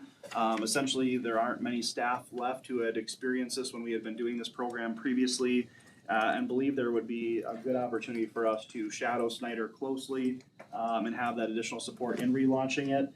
But simultaneously, we do see an opportunity to take this program back in-house in future years to save costs as our staff becomes more comfortable really through shadowing Snyder in how to properly inspect and mark and record the sidewalks. The sidewalk inspection and repair program does support an identified goal in the City Council strategic plan, as previously mentioned. Pending City Council discussion and direction, a draft timeline for the program would be as follows for this first year. Tonight on April 20th, we are having an initial introduction and discussion on the policy and the proposal. At the next meeting, depending on council feedback tonight, we would be looking at bringing back the inspection and repair program policy and proposal for official consideration. In late May, early June of this year, we would have an open house or public meeting to inform all of the community about the inspection repair program outside of these conversations. And we really would focus also on the residents who live in Route 1 that would be part of that inspection program. So give them an opportunity to learn more, come in and ask questions of Snyder and our staff. July to August of this year, we would have Snyder go ahead and perform those sidewalk inspections and make note of any pieces of defective sidewalk. In September, in partnership with the Community Economic Development Office, we would send out those resident notifications of defective sidewalks. So we'd be sending those mailings by certified mail. And then in summer of next year, we would re-inspect sidewalks to make sure that any that were repaired are now meeting standards. And then we would follow that by a city sidewalk repair program where a contractor would be selected through competitive bid based on a quantity price to then go and make any repairs that are not otherwise provided at that time. From there, we really just want to open it up for city council discussion, questions, and see where we go. The only question I have on the budget impact, the 33,000 funded through general fund reserves, that is fiscal year 26, is that correct? And then fiscal year 27, you've got items budgeted in case we choose to move forward with that, is that correct? Is that how that works? We would budget, or we would have to do a budget amendment to use reserves to fund the 33,000. It might cross over a little bit because we would have the public engagement session before the start of the fiscal year, so we would have to kind of follow along when those funds would actually be expended. And then in the future, we would have to, if we do the city provided program, that would be an assessed project, but we would have to look at which revenue source makes the most sense to front those costs, and then we would be reimbursed through the assessment. So we could look at different sources, have to work closely with Jackie and see if we could do some sort of interfund loan, use our capital account or other activities.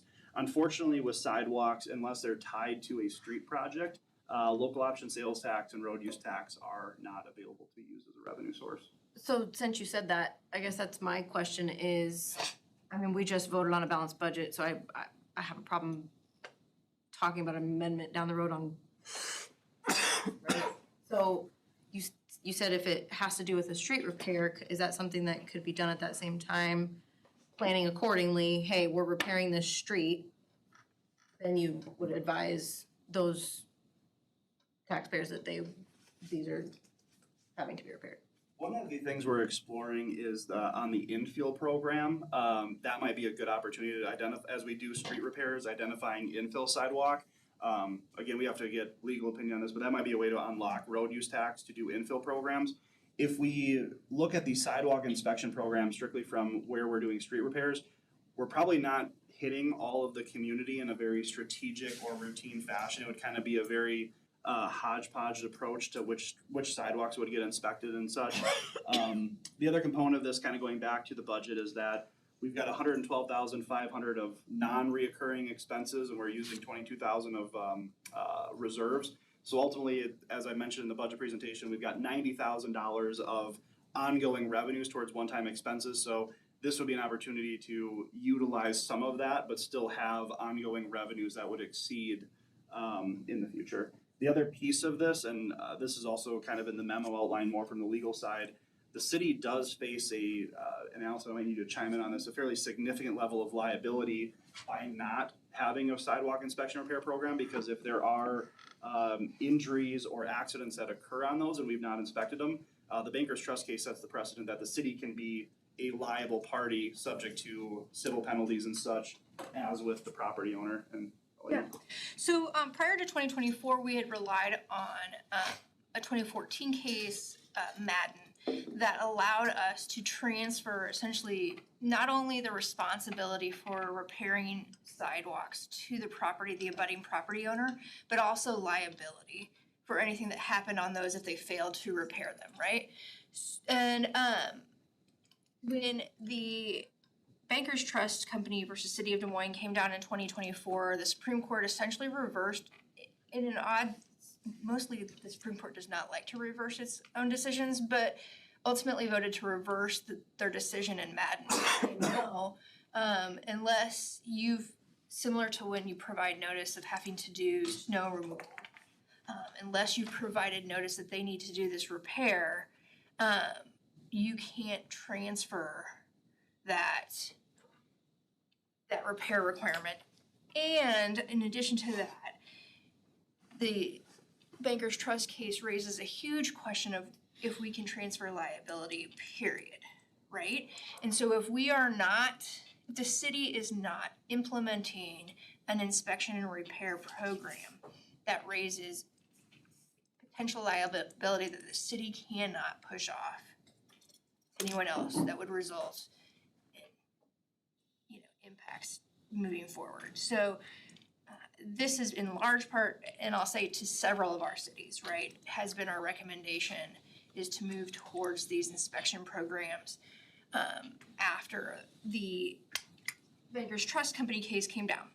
What I will say is there was legislation pending this year that would essentially legislate around state bank or Bankers Trust, but I think it's still sitting.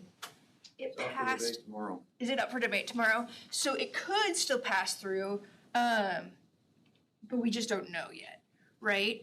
And if not, then you're gonna sit there for another year with that potential liability. So.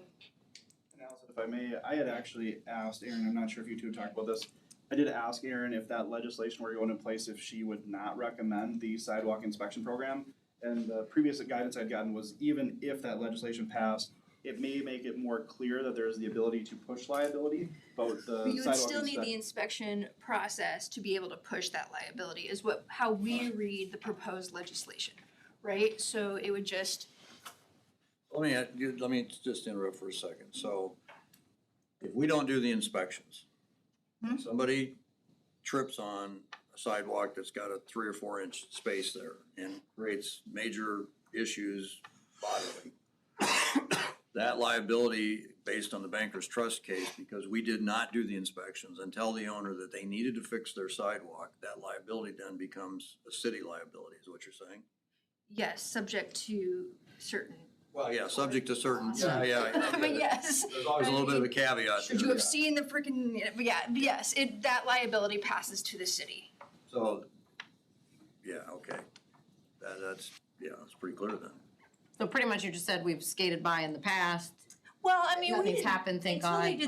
Until they did the Bankers Trust case, I don't know that you would have had any of your city attorneys telling you that this is a potential, because we were relying on Madden, which said it wasn't, right? That we could transfer this off to the homeowners. So really, it's just since that 2024 decision, and this is the fix to that. So Allison, I have a question. It's gonna take us 6 years to get to all of our sidewalks. Are you saying that because we have this inspection program in place that it covers us, or? I would not say it eliminates all liability. Certainly having a program in place will assist in that, but 6 years is a long time, right? And if we haven't gotten to a sector yet and something happens, that there's going to be the potential that we have that. I also want to note though too that even with this inspection program, we would still highly recommend, and nothing in this program would stop citizens from, contacting the city to say, hey, I was walking on this sidewalk and this is really bad, right? So we would still highly encourage reporting of those issues. It's just that in order for us to have the staffing capability to get around and inspect all of those is gonna take some time.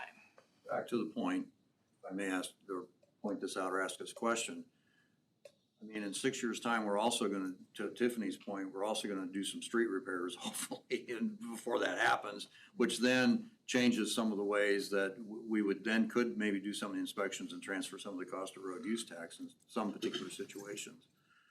So I think, and kind of to your point, Melissa, too, that as we move through some of these other areas of the city where we're doing road repairs, we might be able to repair those a little quicker too, based on that. I have a question if I may, and this is actually for Dave. So I know that in sidewalk, when you use Portland cement concrete on a road, that's probably a 20 to 50 year lifespan. Portland cement concrete is what we would require as part of this program. How long is that good for in a sidewalk panel? And my assumption is it's more than 6 years. yeah, the pavement itself is gonna be very durable. Usually what happens is the root growth and things like that happen more than the actual pavement. The point being is just that the 6-year rotation, of course, it'll take us some time to get around the city, but once we, hopefully make this a habit and continue it regularly, it will improve the overall quality, and then over years, it will pay off. I think bluntly is, even if we contracted or otherwise, it's really not realistic to do, half the community one year, half the community the next year. Would be an astronomical expense, and just the amount of construction would not be likely feasible. So it's kind of got to start somewhere to kind of get the program up and running. If you're ever interested, I can show you a sidewalk that's been there for almost 70 years. It's still functional.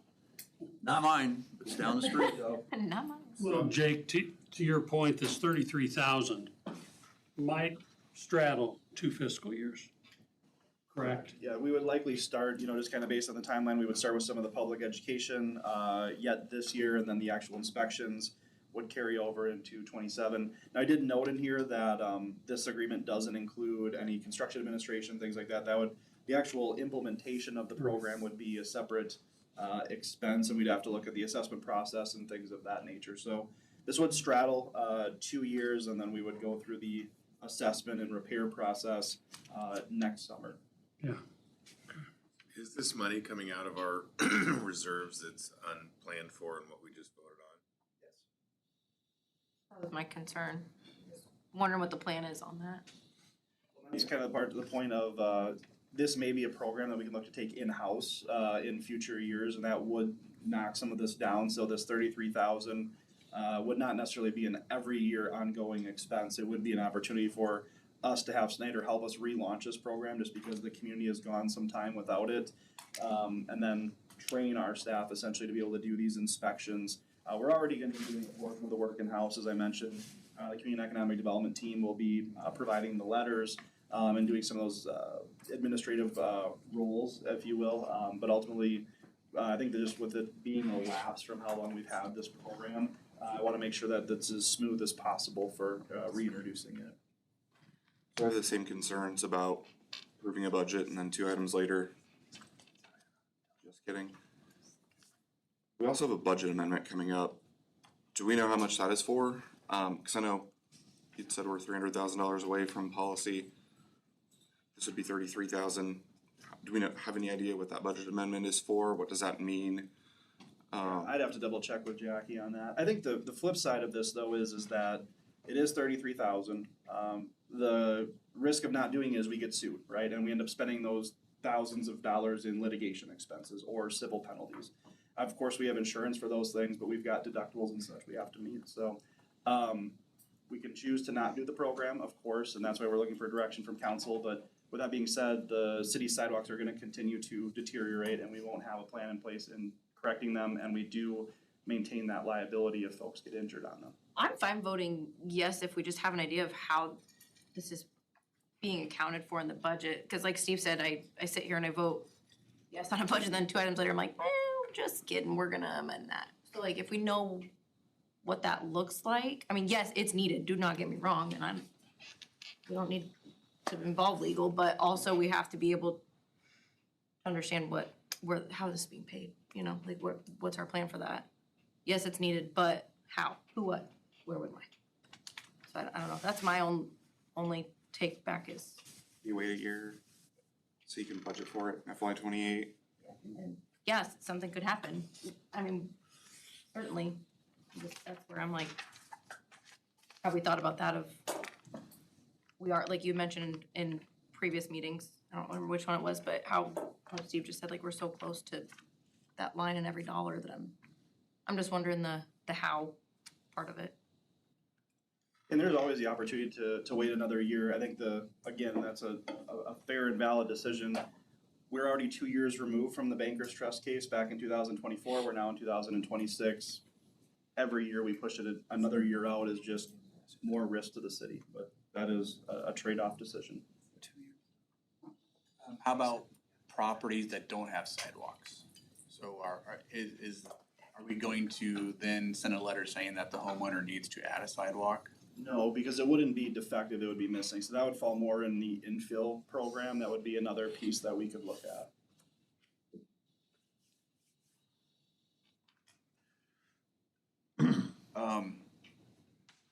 I'm sorry, so I was reading a little bit on the Bankers Trust case, and one of the key bullet points as to why it matters, it says that it limits city's ability to use ordinances to transfer maintenance responsibility to property owners. So, Allison, are you saying that the Mattson case then overrides that? No, so Mattson came first, right? And the Bankers Trust case overrides Mattson, right? Overturns it is what it does. And part of why they overturn it is they said there was no notice to the property owner that they needed to repair the sidewalk. So what we're doing is reading a little bit in between the lines and saying, okay, if we provide the notice to the city. The owner, I mean? To the owner, sorry, that similar to what we do for like snow removal and those kinds of things. So one of the things,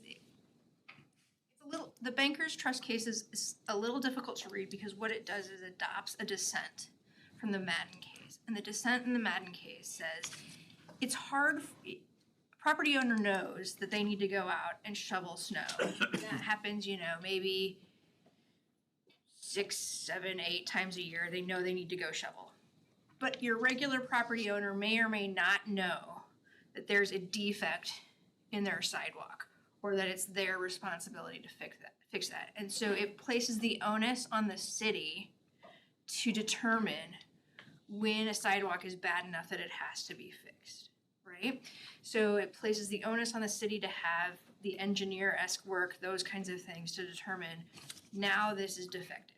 I mean, I think we can all agree that there's probably some sidewalks that are just visibly bad, right? But there might be some that could get away for another year or so. So the Madden dissent said, hey, we shouldn't place this onus on the property owner. We should place it on the city to determine when those are defective. Bankers Trust then relies on the Madden dissent and goes from there, right? So I do think that there could end up still being some question, which is where we think Senate File 2146 is going to come into play, because it very clearly allows a city to transfer that liability, or transfer the requirement to repair that sidewalk to the property owner, right? So I think if you take Bankers Trust in and of itself, you're right, there could be some questions still.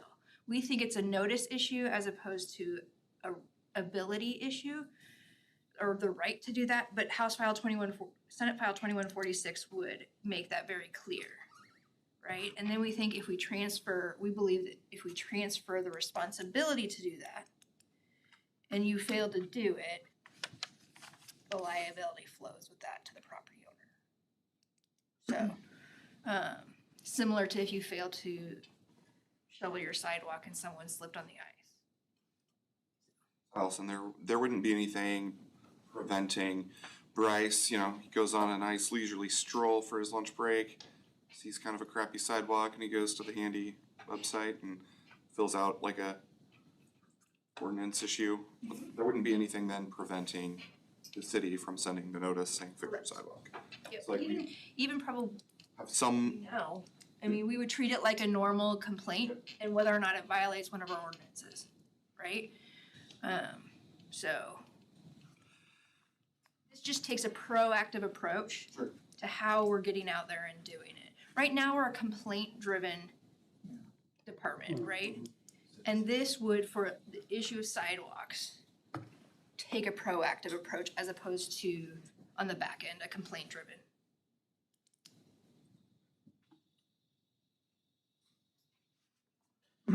Since it's voted tomorrow, is that what you said?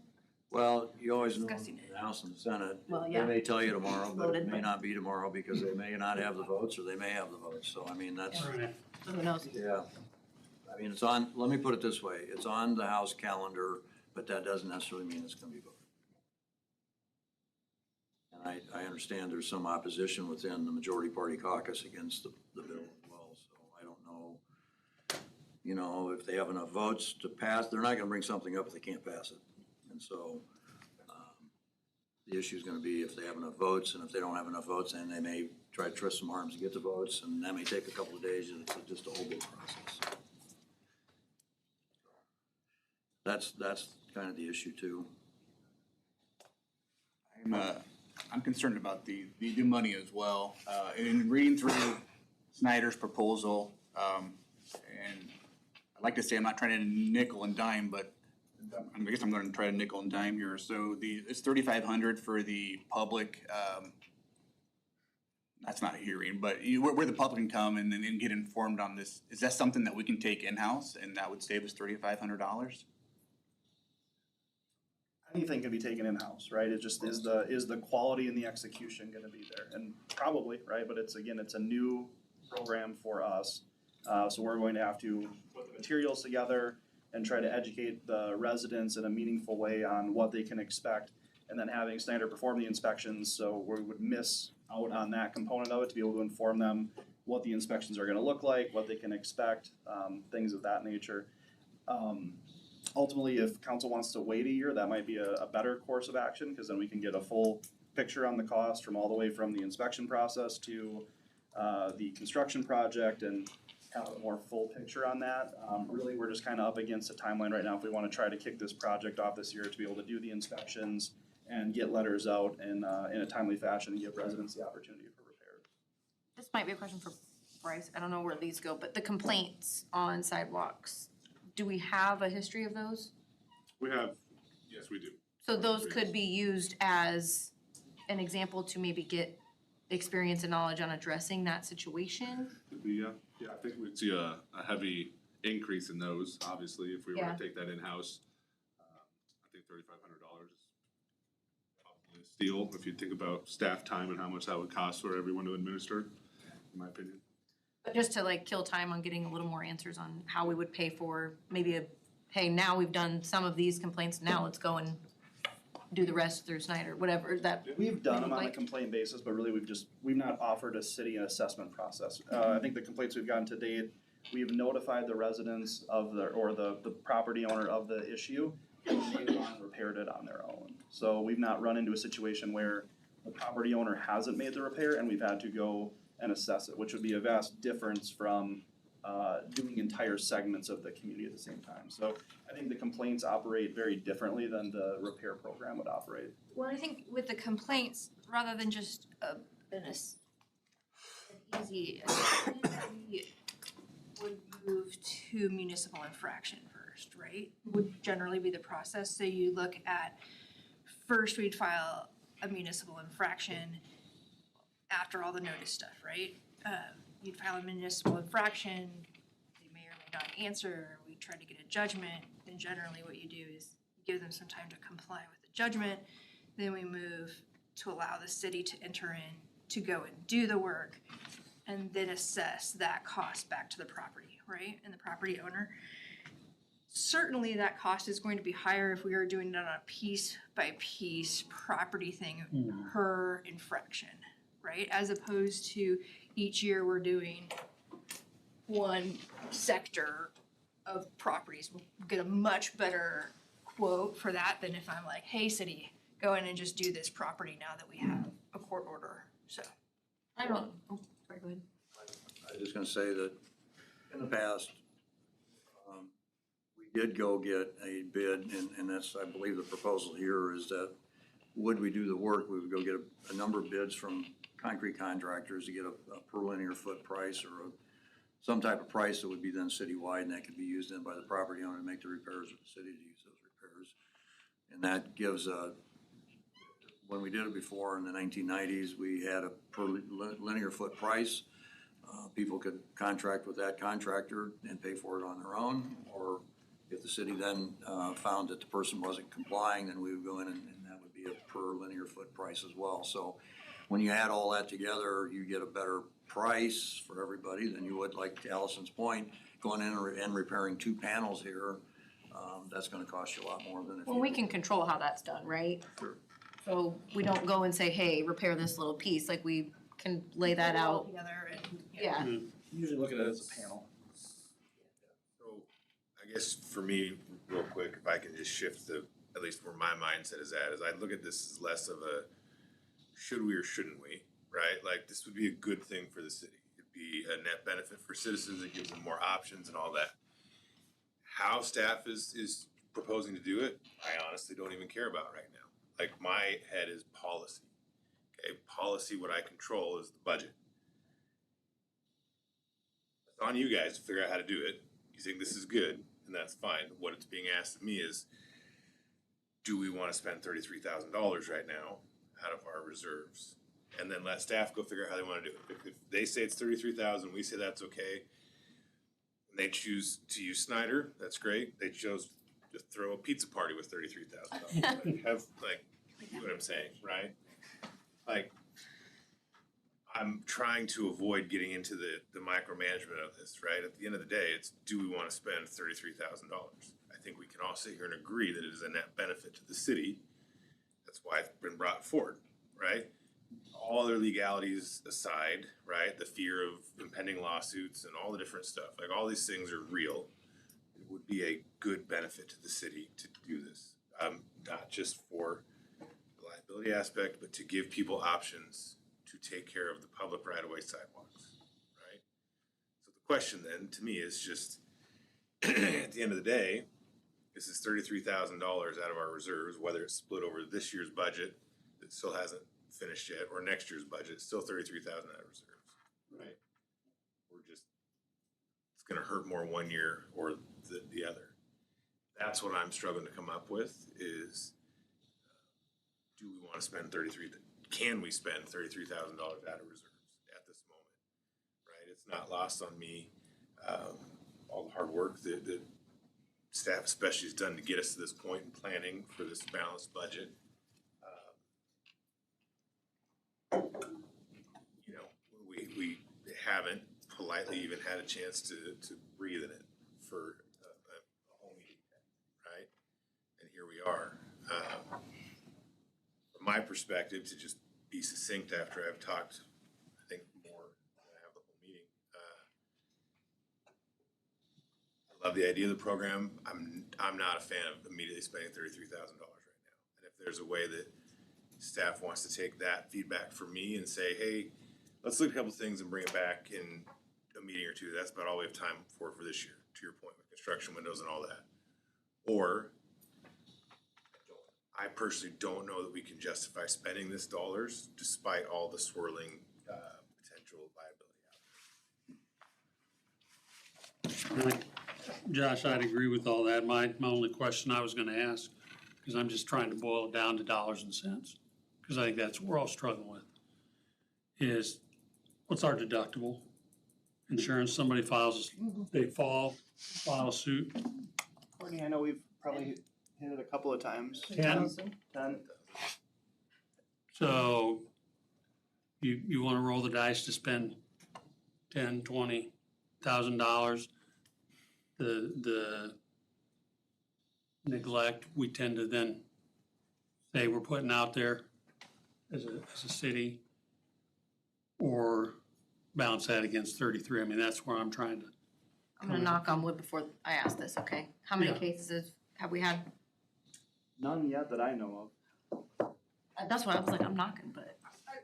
I don't know of any personal injury cases with regard to sidewalk against you. Oh, Bankers Trust versus City of Des Moines. But not against you. Right. Not against the city of Indianola, and not you personally. Yeah. But like, Yeah. I'm not saying Jake just wouldn't push something. But I don't know of any, I'm thinking of the amount of time I've been doing the infractions, I can only think of one that's sidewalk related, so.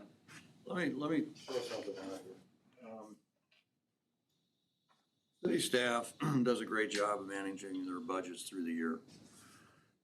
Traditionally, there is a little bit of carryover every year.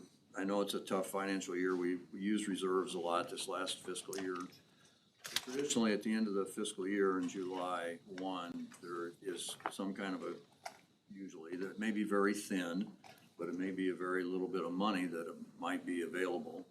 I know July is a tough time, to Josh's point. We're kind of getting to the point where we got to make a decision here down the road. But and I hate putting things off, but I also, I believe you folks are on the right path with some of the financial side of things here. But if that reserve amount or that carryover amount is something that staff can use, at least we could start the inspection program and get through the fall to know what we've got to repair and get some of those statements out, or get the bids from a kind of course, that'd be too early to get the bids, but at least get the statements out that people need to repair those within X number of years or months. So plus, the other factor we may know is what the state legislature is doing. So regardless, to Josh's point, it's a good program that we're gonna need to adopt here in the near future, whether it's this year or next year. And I think that maybe waiting a little bit here to find out where we are financially with our budgets, that maybe we look at something that we might have some money that we could use to put that towards that, so. Yeah. That's kind of where I was going, was if, I just don't feel like I have enough information yet, to Josh's point, like, if we could get more information around that, I think it's great, I think it's needed, it's just that I think we need more information on how we account for that 33,000, right? Well, to a point, again, to Josh's point, though, this is a policy decision on our point. It's up to the staff to come up with that money. I don't have to, you know, you Well, see. that's what means we haven't seen that yet, because Right. we haven't been to that amendment. But, yeah, and before I'm gonna be comfortable, I need to understand what the budget amendment is and how much, because that's gonna affect our reserve amount. And if we're gonna take 33,000 out of reserves, I need to understand where we sit. Yeah. We still don't know what the budget amendment is in 2 weeks on how much that is, and with all due respect, I don't think there really is rollover, because we budgeted an $800,000 deficit. So even if you only run a $700,000 deficit, deficit's a deficit. So that's kind of where I'm at, is like, wait a year, budget for it in FY '28. I want to see what the state legislature does. You know, because maybe it, you know, isn't as urgent. I do think it's a great program that we should put back in, but not at the expense of an unknown budget amendment and running a deficit in FY '26. So. I'd be good voting yes if we could wait until, I don't think we need to push it off a year. I mean, maybe you guys. Well, and to be clear, there's nothing to vote on tonight, right? Tonight, we're just discussing and asking for direction, correct? I mean, I don't So we see could say anything come back. that puts it to vote. Okay. So we could say come back in a couple weeks, once we see the amendment, and then we could put it on the topic after, it could be 2 down from the amendment. We could do it then, is what we're saying? Okay. One point I want to clarify with Allison, and this actually gives me a little bit of additional comfort, in part of the council's decision is we actually don't have to do a city-sponsored program. So as I mentioned, this agreement would just be for the inspection portion of it, but there's no obligation of the city, from Allison, not putting her on the spot, to offer a city-sponsored program. So we don't need to take on any additional risk to, front the cost of a repair project and then do the assessments and all that. That would be more of a community courtesy, and I don't really want to frame it that way, but it'd be more of a community amenity type service. Our responsibility could end, especially if we see the legislation go through, our responsibility could end just if the inspection and notification part, and then it's up to each individual homeowner to do their own contract and imagine go through an infraction process if they don't. Yeah, I mean, I comply. think then if you're doing bulk, you might have a better time doing the bulk assessment, like how we, do on some things, rather than doing the individual piecemeal infractions. We would instead treat it how we do our assessment roles and things like that. But, because those also provide a notice provision and a hearing provision in front of the council. And that's really what we have to do, not that you care, that's going too far into it, but, and especially if Senate File 2146 gets passed, you would have no obligation for the city to provide the project assistance, right? So. Let's, I think, from what I'm hearing, unless there's any dissent here, I'm hearing that we should bring this back. The only question is timeframe. I think we can just play it by ear a little bit. We'll monitor the state legislation to see which direction that goes. We'll get through the budget amendment. We can see what our reserve situation is looking like, maybe a little bit of a picture of what the end of the year budget is looking like. I think that all those things can be taken into account. Okay with that? Yeah. Good. Move on then, we've got a resolution authorizing reimbursement of the brush facility disposal fees to Simpson College for the 2026 Campus Day activities. I will give a very brief overview of this. Simpson Campus Day was held on April 1st, which is an opportunity for students, staff, and faculty to spend time volunteering in the community. Simpson College had made a request of the city if we would waive or refund the brush facility disposal fees for the 2026 Campus Day activities. We counted and collaboratively tallied a total of 23 loads of brush that they brought to the facility, which would have resulted in a fee of $690, and that would be the amount eligible to be refunded if council so chooses. Our staff recommendation on this is for council to consider Simpson's reimbursement request, and I'm not sure if we have anyone from Simpson here to speak on this item. Because we do not. You want me to? My vote's pretty easy, but. Yeah, I mean, sure, my name is Matt Hanson, I do work at Simpson. 730 plus participants, faculty, staff, alumni, as well as some of you here, and got some good social media recognition. We are continuing to push to have more of this service off campus and into the community, and so a lot of that is individual homeowners. And the typical homeowner would be someone who's a little older and needs that help. So I know that the group I was with, we went to 2 different homes. Both were, well past retirement age, and so we just rake leaves, pick up sticks, put it out front, and then campus services comes and pulls it, brought it to the brush facility. And so in many ways, I don't know that any of the product brought to the brush facility came from the Simpson campus proper. I don't know that for sure, but my understanding is it probably came from individual homeowners or business owners or the square. So yeah, it's a great program. It's been going for a long time. Thank you. Yeah. Thank you. Anyone Make a motion to approve the resolution authorizing a reimbursement of the brush facility disposal fees to Simpson College for 2026 Campus Day activities. A second. Motion and a second. Any discussion? Clerk will call the roll. Councilmember Dolby? Aye. Armstrong? Aye. Davis? Aye. Stones? Aye. Lane? Aye. Reed? Aye. Motion carries 6-0. We're on to city manager's report. Just one item, registration is underway for the Live Healthy Kids track meet. This is a free annual track meet with track and field events for age divisions 6 and under. Through 14 years, usually draws over 150 to 200 participants. Online registration only by May 3rd. Doug, when's the actual track meet?